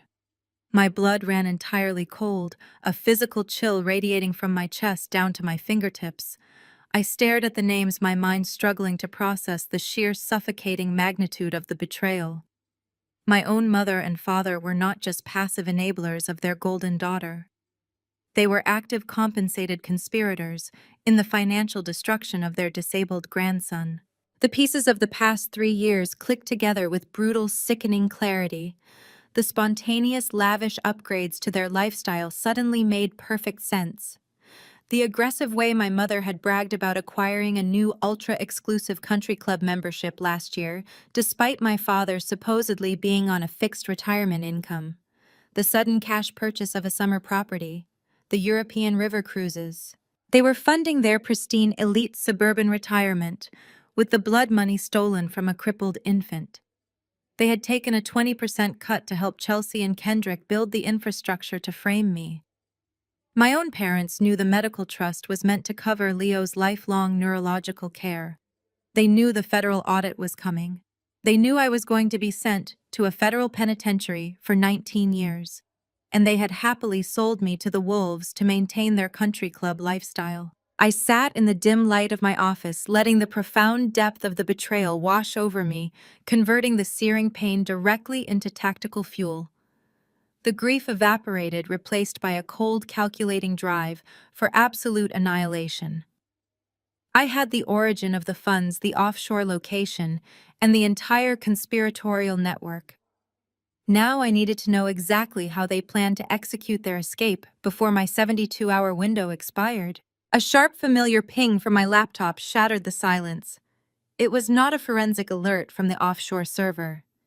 It was a standard calendar notification. I had maintained read-only access to my family's shared digital calendar for years, a lingering habit from when I used to keep track of the birthdays and anniversaries I was routinely excluded from. In their arrogance, or perhaps their haste, neither Chelsea nor my parents had bothered to revoke my digital access. The notification populated on my desktop screen. Annual Children's Charity Gala. The venue was listed as the Chicago Elite Country Club. The date was this coming Saturday, exactly 2 days from now. I pulled up the financial structure of the charity gala. Kendrick and Chelsea hosted it every single year, ostensibly raising funds for pediatric research. I cross-referenced the gala's vendor payment logs and donor deposit routing numbers with the Cayman Islands account data I had just decrypted. The overlap was perfectly aligned. The gala was not a charity event. It was a massive high-speed laundering mechanism. They were using fake donor pledges, anonymous silent auction bids, and wildly inflated catering invoices to wash the final critical portion of the offshore money back into domestic liquid cash. They needed clean, untraceable funds to finalize their international escape without triggering additional federal alarms. Saturday night was the exit point. They were going to stand in a grand ballroom full of Chicago's wealthiest elite, dressed in couture, sipping vintage champagne, and collecting praise for their outstanding philanthropy, all while secretly funneling the very last drops of Leo's medical settlement into untraceable burner accounts. And they fully expected me to be sitting in a concrete federal holding cell while they did it, taking the fall for every single stolen dollar. I looked at the countdown timer running on my secondary monitor.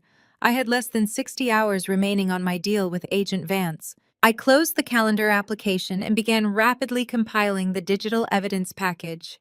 I gathered the decryption logs, the IP traces, the offshore routing numbers, and the undeniable proof of my parents' 20% cut. I loaded it all onto an encrypted flash drive, but I was not going to simply hand the drive to the IRS and wait in my house. I was going to the Chicago Elite Country Club this Saturday night. I pulled the encrypted flash drive from the port, slipped it into my pocket, and powered down the secure terminal. Before I could execute the final phase at the charity gala on Saturday, I needed to ensure my targets felt absolutely untouchably secure. The most dangerous predator is the one who believes its prey is already dead. I walked to the hallway mirror and studied my reflection. The icy, calculating forensic accountant stared back. That woman would never survive the next hour. I had to bury her entirely. I reached up and aggressively rubbed my eyes until the delicate skin around them turned a blotchy, raw red. I ran my hands through my neatly pinned hair, pulling sections loose so it hung in frantic, disheveled strands around my face. I smeared the subtle mascara beneath my lower lashes, creating the undeniable dark stain of recent tears. I forced my breathing into a shallow, rapid rhythm, hyperventilating just enough to make my chest heave, and my hands trembled genuinely. I stripped off my tailored blazer, tossing it onto a chair, and violently wrinkled my silk blouse. When I looked in the mirror again, the formidable federal auditor was gone. In her place stood a broken, terrified woman teetering on the edge of a total psychological collapse. It was time to give the performance of my life. The drive to the North Shore took 45 minutes. I navigated the freezing wind-swept highways with mechanical precision, my mind reviewing the exact parameters of the surrender. I needed them to believe the federal net had caught me completely off guard. I needed them to believe I was entirely ignorant of the Cayman accounts, the medical trust, and their upcoming laundering operation at the country club. I turned off the main road and approached the massive wrought iron security gates of my parents' sprawling estate. The property was a monument to stolen wealth, a massive Tudor-style mansion set back on 3 acres of manicured snow-covered lawns. The long, sweeping driveway was lined with dormant oak trees and expensive landscape lighting. I bypassed the intercom, using the old access code I had memorized years ago to trigger the heavy gates. I parked my modest sedan haphazardly near the front steps, leaving it at an aggressive, careless angle to project sheer panic. I left the keys in the ignition and sprinted up the wide stone stairs. I did not bother knocking. I threw my weight against the heavy mahogany double doors, shoving them open. The grand foyer echoed with the sharp slam of the wood against the interior walls. The scent of expensive pine and winter citrus wafted through the heated air. I stumbled past the sweeping grand staircase and hurled myself into the formal living room. My father was sitting in his customary leather wingback chair by the roaring marble fireplace, a crystal glass of amber scotch resting on the side table. My mother was stretched out on the plush velvet sofa, lazily scrolling through a tablet. They both snapped their heads up, startled by my chaotic, unannounced entrance. I did not give them a single moment to speak, to demand an explanation, or to chastise my lack of manners. I let my legs give out. I collapsed entirely, my knees slamming hard into the intricate woven silk of their prized Persian rug. The physical impact sent a sharp jolt of pain up my shins, lending immediate, agonizing authenticity to the tears that began to stream down my face. I let out a loud, ragged sob, burying my face in my hands. My shoulders shook violently as I gasped for air. "Mom, Dad, please." I choked out the words, forcing a high-pitched, desperate tremble into my vocal cords. "You have to help me. Please, I am begging you." My father stood up, his scotch forgotten. He looked down at me, his expression a fascinating blend of shock and a deeply concealed predatory satisfaction. He exchanged a lightning-fast, triumphant glance with my mother. They thought the federal hammer had finally fallen exactly as they designed. "Blair, what on earth is going on?" my mother demanded, sitting up and adjusting her cashmere cardigan. "Get off the floor. You are being hysterical." I refused to stand. I dragged myself forward on the rug, reaching out to grasp the hem of my father's trousers. The IRS came to my house today. I wailed, letting my voice crack and pitch upward in pure terror. Federal agents. They took me to the Dirksen building. They interrogated me for hours. They said there is $5 million missing from Leo's trust. I do not understand what is happening. They said my name is on the accounts. I cried, rocking back on my heels and looking up at them with wide, bloodshot eyes. They showed me wire transfers. It has to be a clerical mistake. A horrific, massive clerical error at the bank. Someone stole my identity. Someone set up these shell companies. I do not have that money. You know I do not have that kind of money. I begged them to look at the routing numbers, but they would not listen. They said the digital trail points right to my freelance business. I grabbed my father's hand, my fingers gripping his wrist with desperate strength. Dad, they are going to arrest me. They gave me a warning, but they are coming back. The lead agent said, I am facing 20 years in federal prison. 20 years. My life will be over. I will die in a concrete cell. Please, you have to help me hire a defense team. You have to loan me the money to fight this. I cannot survive federal prison. My father gently but firmly pried my fingers off his wrist. He took a step back, physically distancing himself from my fabricated misery. He looked down at me, a pathetic weeping heap on his expensive carpet, and the sheer arrogance in his eyes was almost blinding.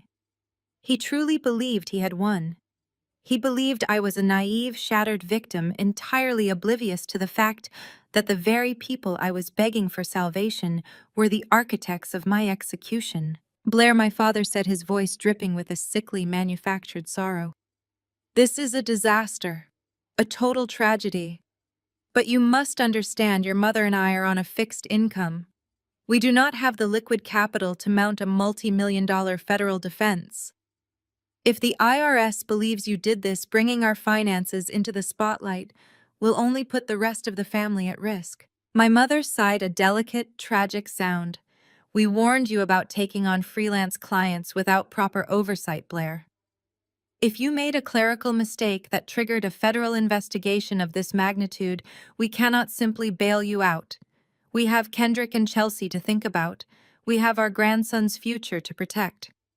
The absolute irony of her invoking the disabled grandson, whose medical trust she had just helped loot, was staggering. I let my head drop back down, burying my face in the Persian rug, letting out one final devastating wail of absolute despair.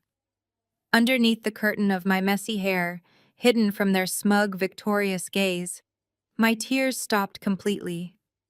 My facial muscles relaxed into a cold, lethal stillness. They had taken the bait.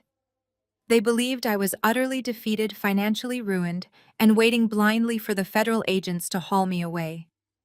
They were going to walk into the gala on Saturday night feeling invincible, completely unaware that I had already built the cage that was going to lock them all away forever. The sharp, rhythmic clicking of designer heels against the hardwood floor announced the arrival of the next phase of their trap. Chelsea strolled into the living room, her arm looped casually through Kendrick's. They had been waiting in the wings of the sprawling estate, summoned by the commotion, or arriving precisely on schedule for the grand finale of their psychological operation. Chelsea did not rush to my side. She did not ask why her sister was weeping on the floor. She simply stood near the marble fireplace looking down at me, her lips curling into a deeply satisfied, unmistakable sneer. She was openly gloating, radiating a malicious joy that filled the cavernous room. The thrill of seeing me utterly humiliated and broken was plainly visible in her eyes. "Look at you," she said, her voice dripping with artificial cloying pity. "Always making a mess of things, Blair. I told you that independent freelance business was a massive mistake. Now you have dragged the federal government directly to our doorstep." Kendrick stepped forward, gently detaching himself from Chelsea. He adjusted his expensive tailored suit jacket and projected the aura of a concerned, benevolent overlord. It was a completely fabricated persona he wore like bespoke armor.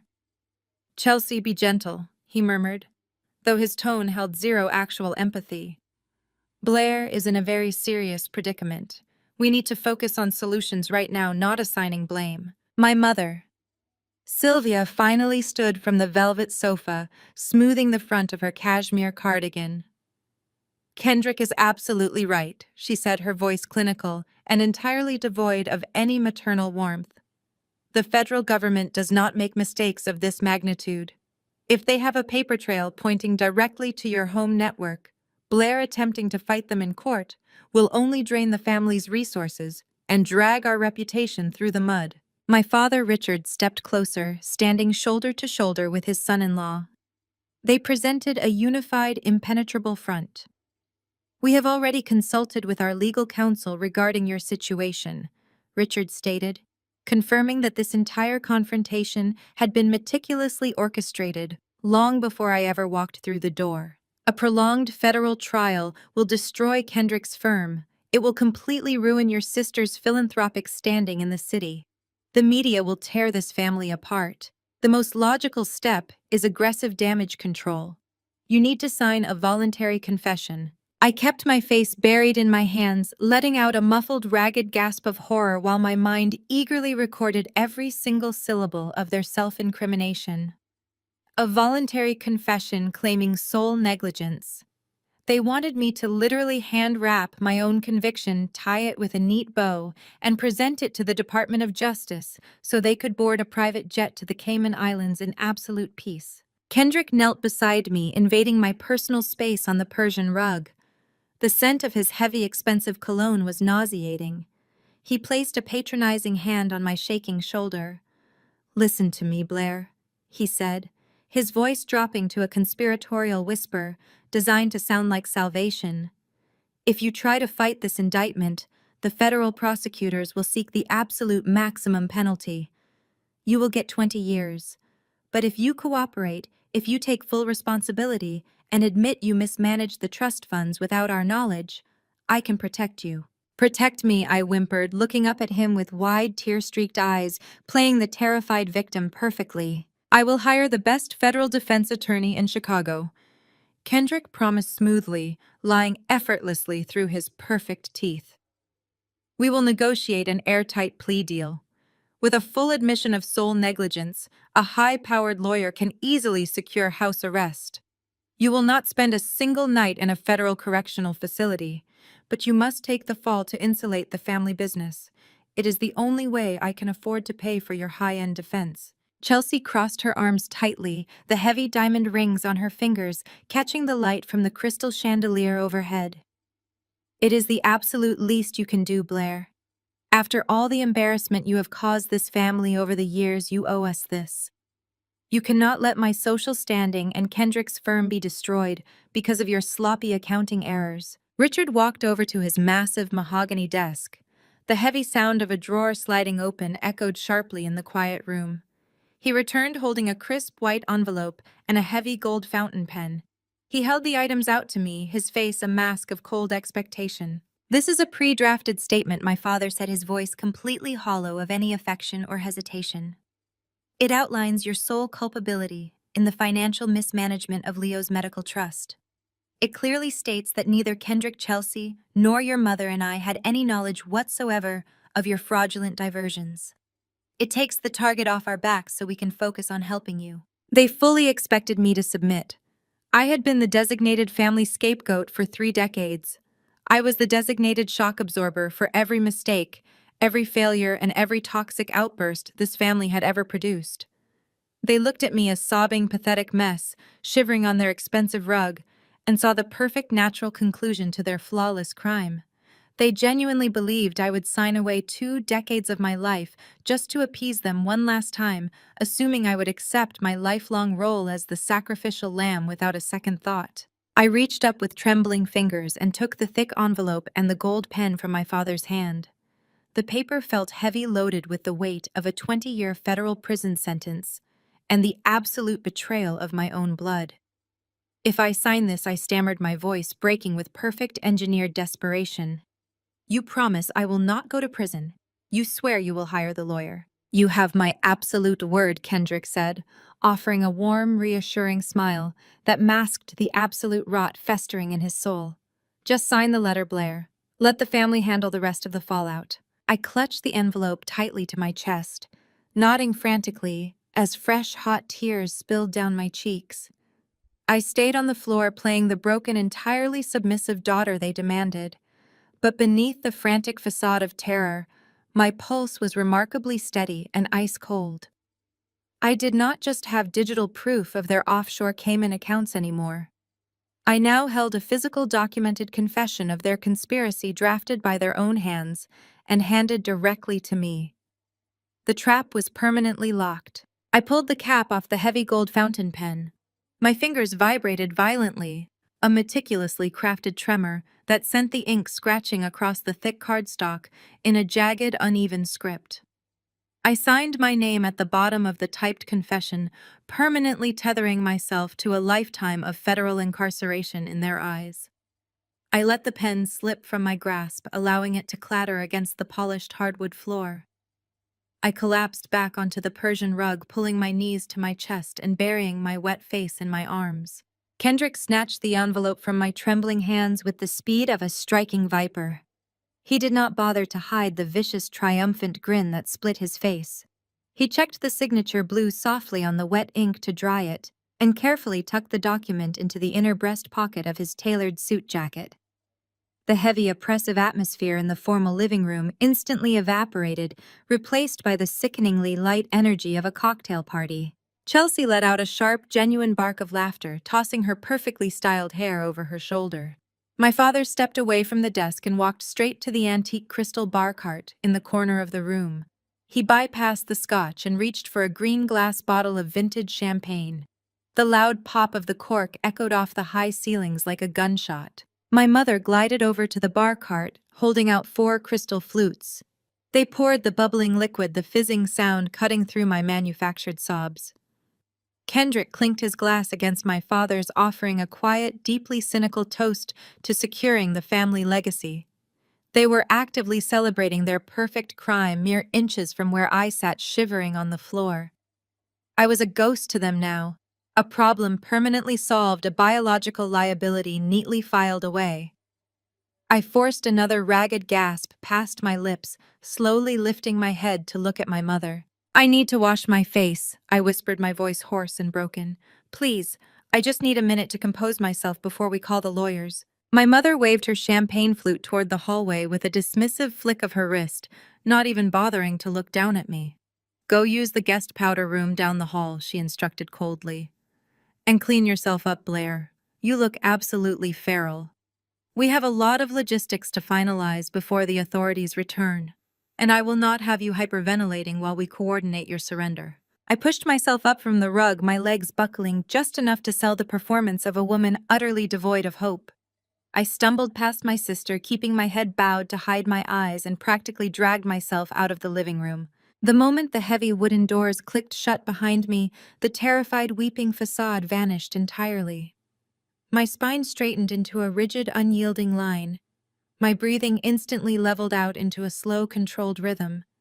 I wiped the remaining moisture from my cheeks with the back of my cold hand. The clock was ticking, and I had absolutely no margin for error. I bypassed the guest powder room entirely. I moved down the wide, carpeted corridor with absolute silence, sliding seamlessly into the shadows of the expansive estate. I approached my father's private home office at the far end of the hall. Richard was a deeply arrogant man, but he was also a creature of comfortable habit. He believed his home was an impenetrable fortress protected by stone walls, security gates, and his own perceived brilliance. He never locked interior doors.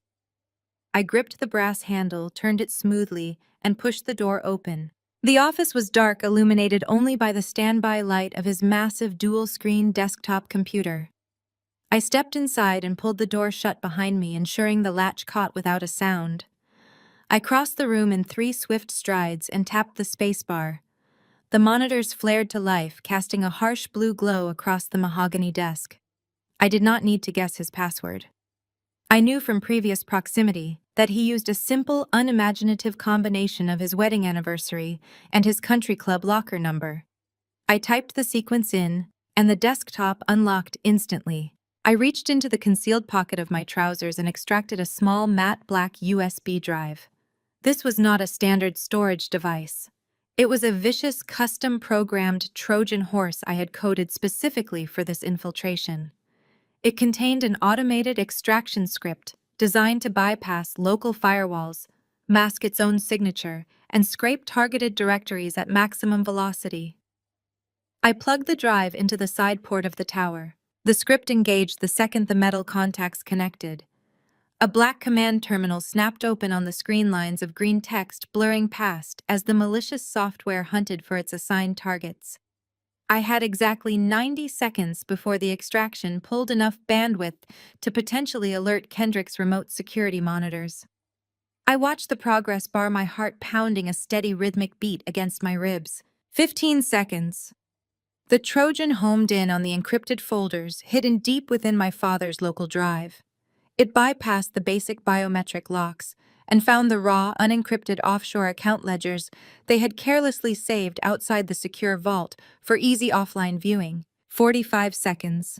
The software cloned the massive Excel files detailing my parents' 20% cut, the exact wire transfer receipts, the offshore routing numbers, and the dates of every single deposit made since Leo's trust was initially compromised. 60 seconds. The script hit the motherlode. My father was the primary financial executor for Kendrick's upcoming charity gala. The Trojan detected the master password keychain file he used to interface directly with Kendrick's corporate servers. It aggressively stripped the file, downloading the raw administrative credentials, the backdoor access keys, and the security bypass tokens required to penetrate the Chicago Elite Country Club's digital financial network. 85 seconds. The progress bar hit 100%. The command terminal vanished from the screen, leaving absolutely no digital footprint of the intrusion. I yanked the USB drive from the port and slipped it back into my concealed pocket. I locked the desktop, returning the monitors to their dark, dormant standby state. I backed away from the mahogany desk, checked the hallway for any shifting shadows or footsteps, and slipped out of the office like a phantom. I hurried the remaining 20 feet down the corridor and pushed into the guest powder room.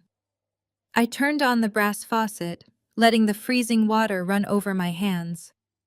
I splashed my face deliberately, smearing the dark mascara further down my cheeks, expertly reviving the pathetic, ruined aesthetic my family demanded to see. I stared at my reflection in the ornate mirror above the sink. The USB drive felt heavy and hot against my leg. I now possessed the exact tools required to hijack their final laundering operation from the inside out. They had their worthless piece of paper, but I had the digital keys to their entire kingdom. I took one last shuddering breath, grabbed a plush hand towel, and prepared to walk back into the living room to finish my surrender. I stepped out of the powder room, keeping my posture deliberately hunched and my shoulders trembling. I let a fresh wave of manufactured panic wash over my features as I re-entered the formal living room. The celebration was still in full swing. My father was pouring another round of vintage champagne, the crystal flutes catching the light of the roaring fire. Kendrick leaned against the mantel, a picture of absolute aristocratic ease, while Chelsea laughed at something my mother had just murmured. They barely registered my return until I cleared my throat, forcing a pathetic squeak into the sound. I asked for a photocopy of the confession. I told them I needed it for the high-powered defense attorney Kendrick had promised to hire to prove I was cooperating fully with their strategy. My father did not even hesitate. He walked over to his mahogany desk, ran the document through a discreet scanner, and handed me the crisp, warm copy with a look of utter disdain. He told me to go home, pack a small bag, and wait for his instructions. I nodded meekly, clutching the paper to my chest like a lifeline. I backed away from my family, letting my eyes dart around the room like a trapped animal. I turned and walked out the heavy mahogany double doors, pulling them shut behind me. The freezing winter wind whipped across the estate driveway, biting at my tear-stained cheeks. But I felt absolutely nothing but a soaring electric triumph. I climbed into my modest sedan, tossed the confession onto the passenger seat, and drove away from the wrought iron gates. I left them in their fortress of arrogance, completely convinced they had secured their perfect crime and cemented my status as their permanent collateral damage. The next morning, the sun rose over a frozen, brutal Chicago landscape. I was already miles away from my suburban neighborhood, pulling into the secured subterranean parking garage of a federal building downtown. Agent Vance and Agent Reyes were waiting for me in a sterile, windowless briefing room on the restricted 12th floor. The atmosphere was thick with tension. I walked in, pulled out the chair across from them, and tossed the signed confession onto the metal table. I placed the encrypted flash drive directly beside it. Vance picked up the paper, his eyes scanning my father's typed words and my jagged forged signature. He looked up, his jaw tight with silent realization. Reyes took the flash drive and immediately plugged it into an isolated, heavily monitored terminal at the side of the room. I watched her face as the unencrypted offshore account ledgers, the 20% cut routing numbers, and the master keys to Kendrick's corporate servers populated her screen. Her professional mask broke, replaced by sheer, unadulterated shock at the scale of the financial depravity I had just handed them. But before Vance could initiate the warrants, I slammed my hand flat against the metal table. I demanded the immediate execution of my one non-negotiable condition. I needed Leo moved before the first domino fell. Vance gave a curt nod. Within 10 minutes, we coordinated a high-level tactical transfer. 2 plainclothes federal agents were dispatched in an unmarked transport van to my suburban home. My trusted neighbor, the retired judge, had already agreed to act as Leo's temporary guardian under strict federal protection. She possessed the legal authority, the unshakable composure, and the absolute discretion required for the task. I watched the live security feed on a federal monitor as the unmarked van arrived. The retired judge carried Leo out of my house, bundled heavily in a warm winter coat, shielding his face from the freezing wind. He was transferred into the secure vehicle without a single disruption. They were routed immediately to a highly secure, undisclosed safe house on the rural outskirts of the state, a property entirely off the grid and protected by armed federal assets. I sat in the briefing room staring at the GPS tracker pulsing on the digital map until it reached the secure perimeter and flashed green. Leo was safe. He was completely isolated from the catastrophic fallout that was about to obliterate his parents. The final fragile tether holding me back was permanently severed. I looked at Agent Vance, giving him the signal. The operation was a go. With the evidence secured and the innocent protected, my internal timeline accelerated. I had 36 hours until the Chicago Elite Country Club opened its gilded doors for the annual charity gala. I left the federal building and drove straight to the Gold Coast luxury shopping district. I was no longer the frumpy, compliant scapegoat my family expected to see shuffling into a courtroom. I needed armor, and I needed it to be lethal. I bypassed the conservative boutiques and walked directly into an exclusive high-end designer atelier. I ignored the pastel colors and soft fabrics. I moved straight to the back of the showroom and selected a floor-length, immaculate crimson evening gown. It was a masterpiece of aggressive architecture. It featured sharp, structured shoulders, a plunging geometric neckline, and a tailored silhouette that projected absolute, unapologetic power. The color was a deliberate choice, the exact shade of the blood they had tried to draw from me. I paid in cash, paired the gown with lethal obsidian stiletto heels, and purchased minimal angular jewelry that looked more like weaponry than accessories. Back in my house, I stood in front of the full-length mirror in my bedroom. I applied my makeup with surgical precision, utilizing dark, smoky tones around my eyes and a sharp, matte crimson lipstick that perfectly matched the gown. I pulled my hair back into a severe, sleek twist, removing any trace of softness from my face. The terrified, weeping woman who had collapsed on the Persian rug 24 hours ago was dead and buried. I stared at my reflection, assessing the cold, calculated executioner staring back. I reached down and picked up the small matte black USB drive, the twin to the one I had given the federal agents holding the ultimate access keys to Kendrick's laundering network. I slipped the drive into a sleek metallic clutch. I checked my watch. It was time. The calm before the storm was officially over. I was the storm, and I was heading straight for the gala. The Chicago Elite Country Club radiated a blinding, arrogant opulence that Saturday night. Valets scrambled to park a continuous stream of luxury imports, while the city's most formidable apex predators filed into the grand ballroom. This was the pinnacle of the social season.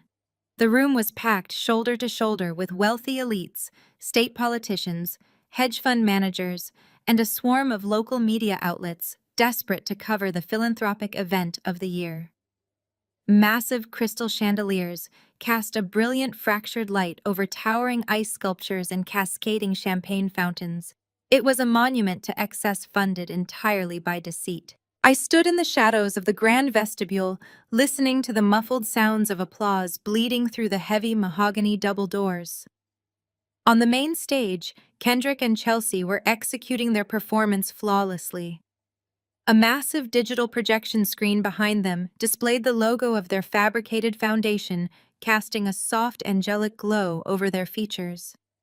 Kendrick gripped the microphone with both hands, leaning forward to project an aura of deep, personal conviction. His voice rolled across the silent, captivated audience, a masterclass in manufactured empathy. He spoke of duty, of the crushing weight of societal neglect, and of his firm's unwavering commitment to the most marginalized members of their community. Beside him, Chelsea played her role to perfection. She wore a stunning, understated white gown designed to project purity and innocence. She kept her head slightly bowed occasionally, reaching up to dab at perfectly dry eyes with a delicate lace handkerchief. She nodded solemnly as Kendrick spun a tragic narrative about vulnerable children requiring immediate massive financial intervention. It was a sickening, flawlessly choreographed display.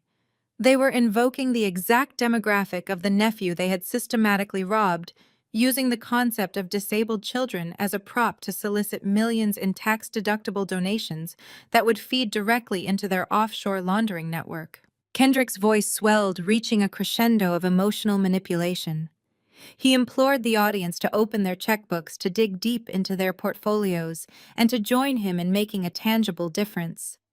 The crowd erupted into thunderous applause. Flashbulbs strobed in rapid succession as photographers captured the city's golden couple in their moment of supreme charitable triumph. Directly below the stage at the center of the VIP section, my parents occupied table number 1. Richard and Sylvia sat bathed in the reflected glory of their daughter and son-in-law. Sylvia wore a diamond necklace that caught the stage lights, accepting whispered compliments from a state senator's wife seated to her left. She smiled with a regal, practiced grace entirely insulated by her stolen wealth. Richard leaned back in his plush chair, swirling a glass of reserve bourbon. He nodded sagely at the stage, his chest puffed out with absolute predatory pride. They were untouchable. They believed they were sitting at the summit of their social climbing, completely secure in the knowledge that my signed voluntary confession was currently resting in a federal vault, shielding them from any conceivable consequence. They thought I was destroyed. They thought I was cowering in my home, waiting for the federal marshals to arrive and drag me into oblivion. I placed my hands flat against the cool brass handles of the main ballroom doors and pushed. The heavy wood swung open silently, but the visual impact of my entrance was immediate and violent. I stepped over the threshold and into the blinding light of the gala. My floor-length structured crimson gown cut through the sea of monochrome tuxedos and muted pastel dresses like a fresh arterial wound. I did not pause at the reception desk. I did not wait for an usher. I walked forward, the sharp clicking of my obsidian stilettos piercing the ambient noise of the crowd. Heads began to turn. The initial double takes morphed instantly into expressions of unadulterated shock. Whispers ignited near the entrance and rippled outward, a rapid wave of scandalous recognition spreading across the ballroom floor. The disgraced sister, the federal target, the family embarrassment had not only shown up to the most exclusive event of the year, but she had arrived looking absolutely lethal. I kept my chin perfectly level and my gaze fixed straight ahead. I did not look at the stage. I did not glance toward the VIP table where my parents were sitting. I ignored the gasps, the pointed fingers, and the frantic murmurs of the socialites parting to make way for me. I moved through the packed room with the smooth, unyielding momentum of a guided missile. My posture projected total, terrifying authority. I was no longer the victim playing a part on a Persian rug. I was the executioner, and I was walking directly toward the final strike. I bypassed the main seating area, entirely skirting the edge of the crowd, where the velvet ropes cordoned off the venue's operational corridors. A young security guard stepped forward, raising a hand to stop me, but I did not break my stride. I leveled a dead, chilling glare directly into his eyes that communicated a promise of absolute ruin if he touched me. He faltered, dropping his hand and taking a nervous step backward. I slipped past the velvet rope and moved swiftly up the carpeted spiraling staircase, hidden behind the structural pillars of the grand hall. The heavy bass of the ballroom speakers vibrated through the floorboards as I reached the darkened mezzanine level. This entire floor was off-limits to guests dedicated solely to the logistical execution of the gala. I strode down the narrow hallway and stopped in front of a heavy, soundproofed door marked a V control. Through the narrow observation window, I could see the expansive control board, the lighting rigs, and the master server terminals that governed the massive digital projection screen currently displaying Kendrick's charity logo behind him on the main stage. I gripped the handle and shoved the door open. A lone, startled technician sitting at the mixing board spun around in his swivel chair, his eyes widening at the sight of a woman in a crimson gown invading his booth. Before he could utter a single syllable of protest, I stepped inside, slammed the heavy door shut, and threw the deadbolt. I locked us in. I looked out through the panoramic soundproof glass window that offered a perfect, unobstructed bird's-eye view of the entire ballroom, the VIP table, and the stage where Kendrick and Chelsea were still bowing to the applause. I opened my metallic clutch and pulled out the matte black USB drive. The stage was set. I held the matte black drive up, letting the flashing lights of the mixing board reflect off its metallic casing. The technician opened his mouth to shout, his hand reaching for the security radio on his desk, but I moved faster. I slammed a thick stack of $100 bills onto the console, pinning his hand to the wood. "Take an early break," I commanded, my voice completely devoid of any inflection. "Or stay and explain to the federal agents waiting outside why you interfered with an active Department of Justice operation." The young man looked from the cash to the deadbolt I had just secured, and finally to the terrifying, unblinking certainty in my eyes. He wisely scooped up the money, pushed his swivel chair back into the darkest corner of the booth, and raised his hands in absolute surrender. I turned my attention to the master terminal. I plugged the drive into the primary port. The system instantly recognized the backdoor access keys I had scraped from my father's office desktop. I bypassed the local audiovisual firewall with 3 keystrokes and routed my customized presentation directly into the main feed. Through the panoramic glass window, I watched the ballroom floor below. Kendrick raised his hands, signaling for quiet as the applause finally died down. He adjusted his posture, leaning into the microphone to deliver his closing pitch. "Tonight is about securing the future," Kendrick boomed, his voice echoing with a practiced, rich resonance. "It is about protecting the most vulnerable among us, the children who cannot fight for themselves. I am asking the leaders in this room, the titans of industry, to open their hearts. We are seeking foundational pledges of $1 million to launch this initiative. Look deep within yourselves and ask what legacy you want to leave behind." Chelsea stood beside him, clasping her hands together in a picture of saintly devotion. Below them, fountain pens were literally being uncapped. The city's elite were pulling out their checkbooks, preparing to fund their luxurious escape under the guise of philanthropy. I rested my finger directly on the enter key. "Let us show you exactly what your generosity will build," Kendrick announced, gesturing grandly to the massive digital screen behind him. He expected a slick, emotionally manipulative montage of smiling children and hopeful statistics. I pressed enter. The massive LED screens behind the golden couple violently glitched. A harsh blast of static feedback screeched through the ballroom speakers, causing several socialites to shriek and cover their ears. The pristine charity logo shattered into jagged digital fragments and vanished entirely. The screens went pitch black for one agonizing, highly anticipated second. Then crystal-clear 4K video illuminated the entire ballroom. It was the Ring doorbell footage from my front porch. The audio was flawless, piped directly through the country club's state-of-the-art sound system. The high society crowd watched in absolute silence as a massive 50-foot projection of Chelsea marched up my concrete steps in her designer winter coat, dragging a crying, disabled little boy by his frail arm. The ambient noise of the gala died instantly. Everyone froze, their champagne glasses suspended in mid-air. On the screen, Chelsea shoved Leo toward the freezing concrete. "Stop crying and stay right here." Her voice boomed through the speakers, dripping with venom and raw impatience. "Your pathetic mother will deal with you. I am done." The entire ballroom watched as she turned her back on her own struggling nephew, abandoning him in the bitter cold without a single backward glance, before marching back to her idling luxury SUV. I looped the footage. It played again and again. Chelsea shoving him, Chelsea cursing at him, Chelsea walking away. The saintly, compassionate facade she had just projected was completely incinerated in front of the wealthiest and most powerful people in Chicago. On the stage below, Chelsea's jaw dropped. The color drained from her face so rapidly she looked like a wax corpse. Kendrick spun around, staring up at the screen in paralyzed, wide-eyed horror. Before the crowd could even process the sheer cruelty of the video, before Kendrick could signal for his security team to cut the main power, I engaged the second payload. The screen flashed a blinding white. The porch footage vanished, replaced by a massive high-definition display of their offshore bank statements.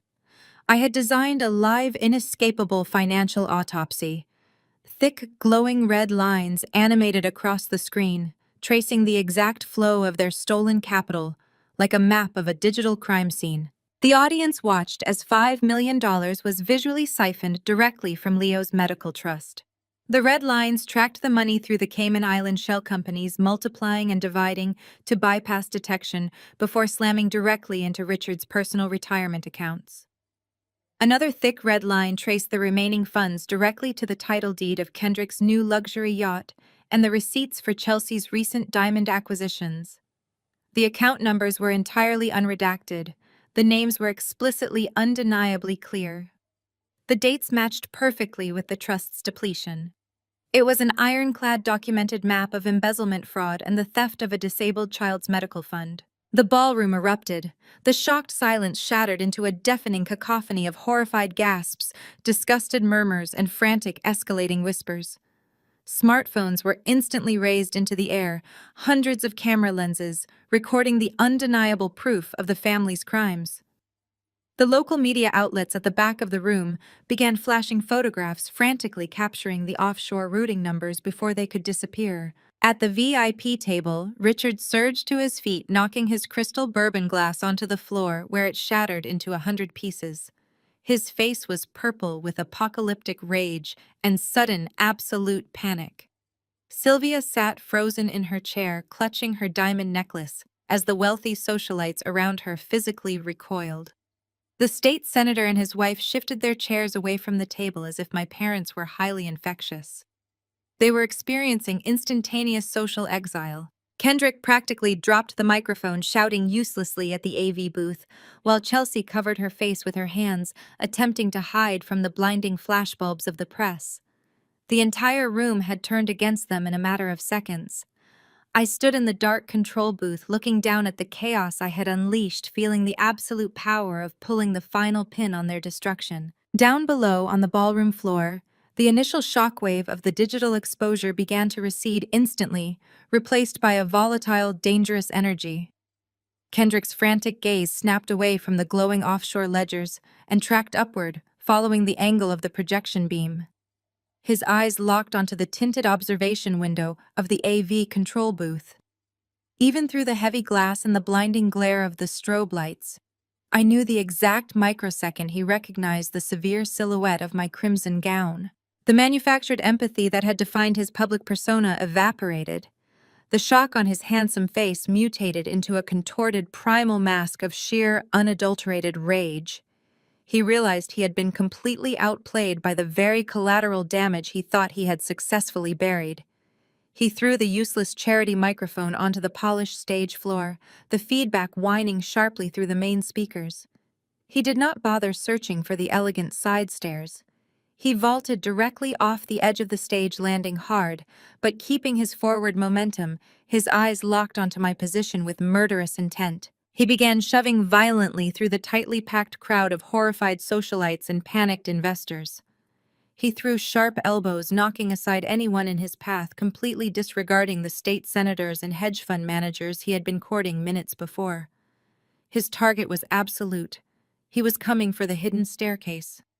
He was coming to break down the door and silence me before the damage became terminal. He made it exactly 8 steps. The heavy mahogany double doors at the main entrance of the ballroom did not just open, they were violently breached.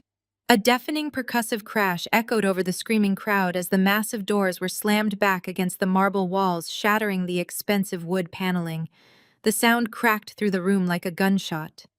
"Federal agents, nobody move." The command thundered through the grand hall, amplified by a heavy tactical bullhorn. It was not a quiet, discreet white-collar operation designed to save face. It was a massive, overwhelmingly coordinated raid, executed with brutal, uncompromising precision. Dozens of federal agents from the FBI and the IRS Criminal Investigation Division poured into the gilded room like a tactical tidal wave. They wore dark tactical vests emblazoned with bold yellow lettering, their heavy boots trampling over the plush carpets, contrasting sharply with the sea of bespoke tuxedos and designer ball gowns. The flashing red and blue emergency lights from the armada of federal vehicles parked outside bled through the towering ballroom windows, casting an eerie, frantic strobe effect over the glittering ice sculptures and the terrified faces of Chicago's elite. The sheer scale and aggression of the raid paralyzed the room. The wealthiest power brokers in the city, accustomed to absolute deference and preferential treatment, were suddenly reduced to screaming, panicked bystanders. Agents fanned out across the perimeter with surgical speed, securing every single exit and locking down the catering service corridors. "Keep your hands visible. Step away from the tables." Commands were barked from every direction, cutting through the ambient classical music that a terrified string quartet had abruptly stopped playing.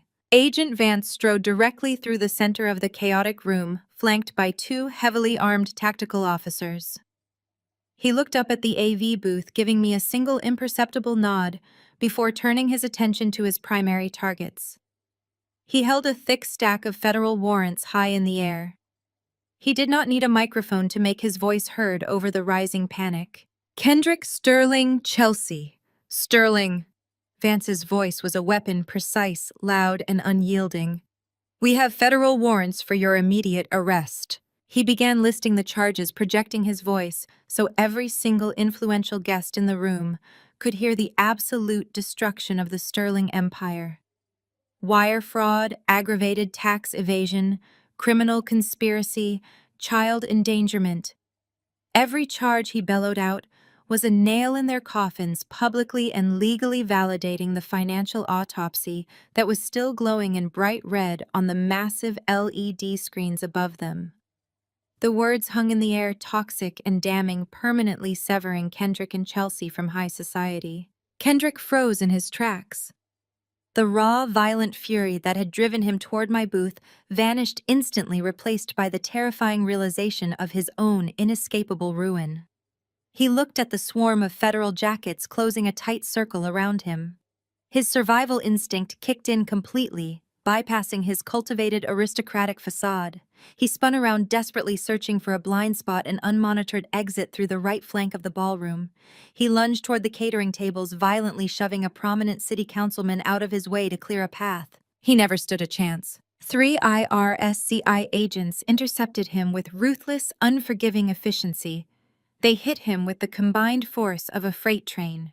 Kendrick was violently tackled backward, his feet leaving the ground as he was launched directly into the towering, multi-tiered champagne fountain. The impact was spectacular. Hundreds of stacked crystal flutes shattered simultaneously in a deafening crash. Gallons of vintage champagne cascaded down in a sticky, sparkling waterfall, soaking Kendrick to the bone as he was slammed face first onto the hard marble floor. "Stop resisting! Give me your hands!" an agent roared, driving a heavy knee squarely into the center of Kendrick's ruined champagne-soaked tuxedo jacket. Kendrick gasped for air, struggling weakly and pathetically amongst the broken glass and spilled alcohol.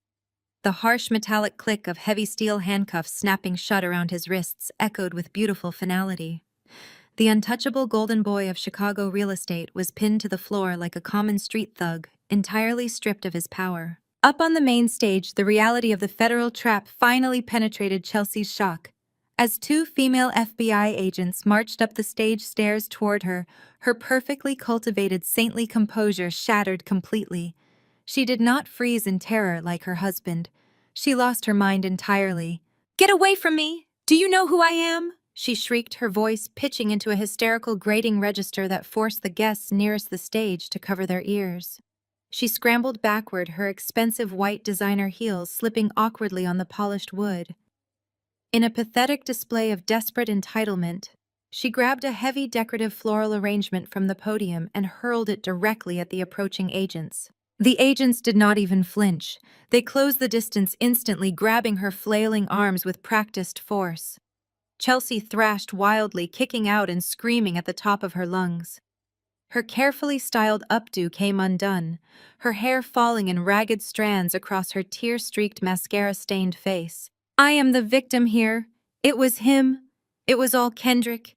He made me do it," she wailed instantly and ruthlessly, turning on her husband the very second the federal cuffs appeared. She screamed her betrayal to the entire ballroom, begging for a leniency she would never receive. Her shrieks echoed over the stunned crowd as the agents forcefully wrenched her arms behind her back, pressing her face against the digital screen that was still looping the footage of her abusing Leo. "Chelsea Sterling, you are under arrest," the agent stated with icy detachment, securing the handcuffs tight enough to bite into her wrists. She was hauled to her feet, thrashing and sobbing, entirely humiliated in front of the high society she had worshipped. I watched from my high vantage point, my hands resting calmly on the control board. The fortress of arrogance was completely annihilated, burned to the ground in under 3 minutes. I pulled my hands away from the illuminated control board, unlocked the heavy deadbolt of the AV room, and stepped out into the mezzanine corridor. The deafening chaos of the ballroom washed over me like a physical wave as I made my way to the top of the spiraling carpeted staircase. I began my descent, moving with deliberate, unhurried precision. Every click of my obsidian stilettos against the hardwood stairs felt like a gavel striking a sounding block. The room below was no longer a high society gala. It was an active federal crime scene. I reached the ground floor just as a second tactical team swarmed the VIP section. Table number 1, the epicenter of my family's fabricated prestige, was entirely surrounded by armed federal agents. The sheer speed of the operation had caught my parents completely off guard. Richard was already on his feet, his face flushed a dangerous, mottled purple. He was attempting to use the same bullying tactics that had dominated boardrooms and terrified local politicians for decades. He pointed a trembling, furious finger at the lead agent, loudly demanding to speak with the regional director, threatening to have every single badge in the room revoked by morning. The federal agent did not even blink. He simply grabbed my father's outstretched arm, twisted it sharply behind his back, and slammed him face first into the pristine white tablecloth. Crystal glasses shattered, spilling expensive reserve bourbon across the silk fabric as the cold steel handcuffs locked aggressively around Richard's wrists. The definitive metallic snap echoed sharply over the screaming crowd.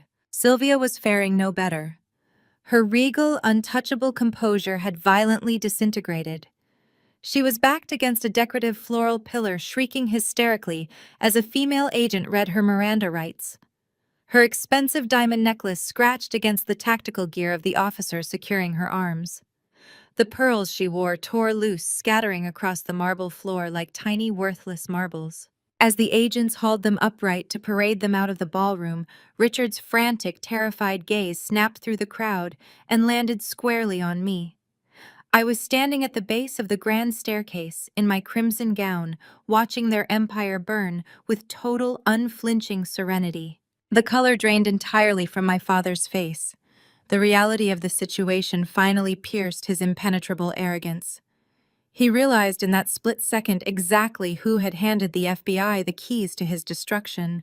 His bravado vanished, replaced instantly by the pathetic, desperate panic of a trapped animal. Blair, he shouted, his voice cracking horribly over the din of the raid. Blair, please. Tell them this is just a massive family misunderstanding. We can fix this. Just tell them to stop. Sylvia twisted against the grip of the federal agent, her mascara running in thick, dark tracks down her pale cheeks. Her voice pitched into a shrill, begging whine.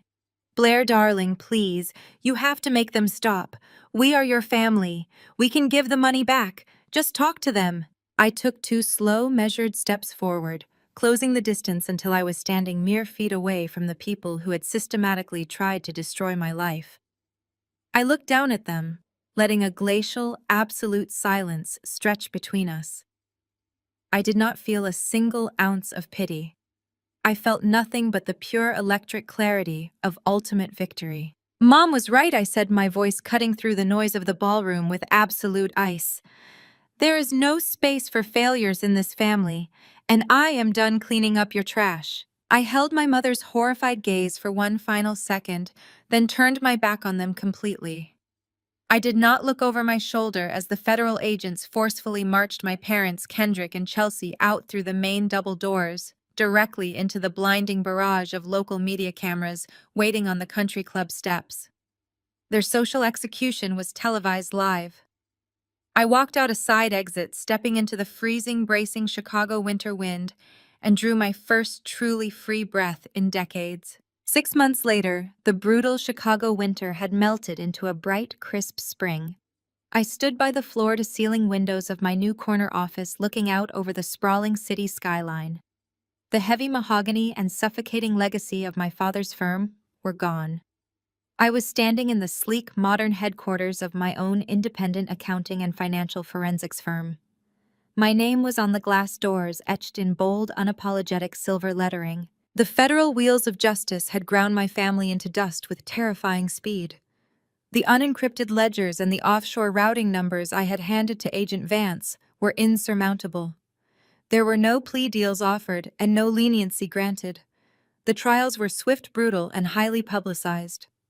Kendrick, Chelsea, Richard, and Sylvia were all found guilty on dozens of federal charges, ranging from aggravated wire fraud and tax evasion to criminal conspiracy and child endangerment.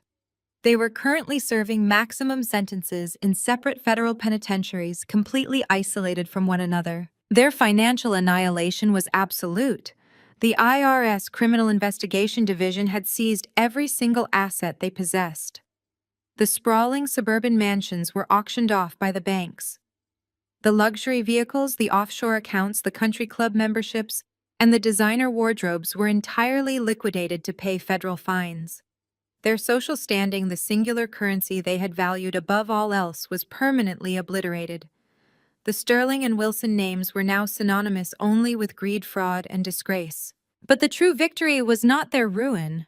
It was the heavy-bound legal document resting on my pristine glass desk. The family court proceedings had been overwhelmingly brief. Based on the federal indictments, the staggering financial evidence, and the horrifying Ring doorbell footage of Chelsea's abuse, the judge had stripped them of all parental rights immediately. I had been officially awarded full, permanent, and irrevocable legal custody of Leo. Furthermore, the federal financial recovery teams, utilizing the precise roadmaps I had provided, had successfully traced and clawed back every single penny of his stolen medical trust. All $5 million had been fully recovered, scrubbed clean, and secured in an impenetrable, bulletproof trust fund, managed exclusively by me, guaranteeing his care and future forever. I turned away from the skyline and looked toward the plush, oversized leather sofa at the center of my office. Leo was sitting cross-legged on the cushions, surrounded by a chaotic, colorful spread of markers and sketching paper. He was humming a quiet, happy tune to himself, completely engrossed in drawing a sprawling, vibrant picture of a city. He looked healthier, his cheeks full and his eyes bright. The crushing anxiety and fear that had previously shadowed his small face had vanished entirely. He was safe. He was protected. He was home. Leo looked up from his drawing, catching my eye. He offered a wide, gap-toothed smile and held up a bright red marker, asking if I wanted to color the buildings with him. I smiled back, a genuine, profound warmth spreading through my chest. I walked over to the sofa, kicking off my heels, and sat down beside him on the cushions. As I picked up a marker and began to draw, a quiet realization settled over me, anchoring my soul. My parents had spent their entire lives preaching that blood and legacy were the only things that mattered. They were entirely wrong. Blood did not make a family. Respect, truth, fierce protection, and unconditional love made a family. I had severed the toxic, suffocating chains of my past and forged my own empire from the wreckage. I looked at the bright, colorful drawing forming between us, basking in the quiet, unshakable triumph of absolute independence. The most profound lesson from this story is that blood does not automatically define family. For years, biological relatives weaponized their shared DNA to demand loyalty while subjecting a disabled child to abuse and financial ruin. They valued wealth and social prestige over genuine human connection. This triumphant journey proves that true family is forged through mutual respect, fierce protection, and unconditional love. By severing toxic ties, it is possible to create a safe, authentic home. We must find the courage to walk away from those who harm us. Share your experiences with setting family boundaries and comment below.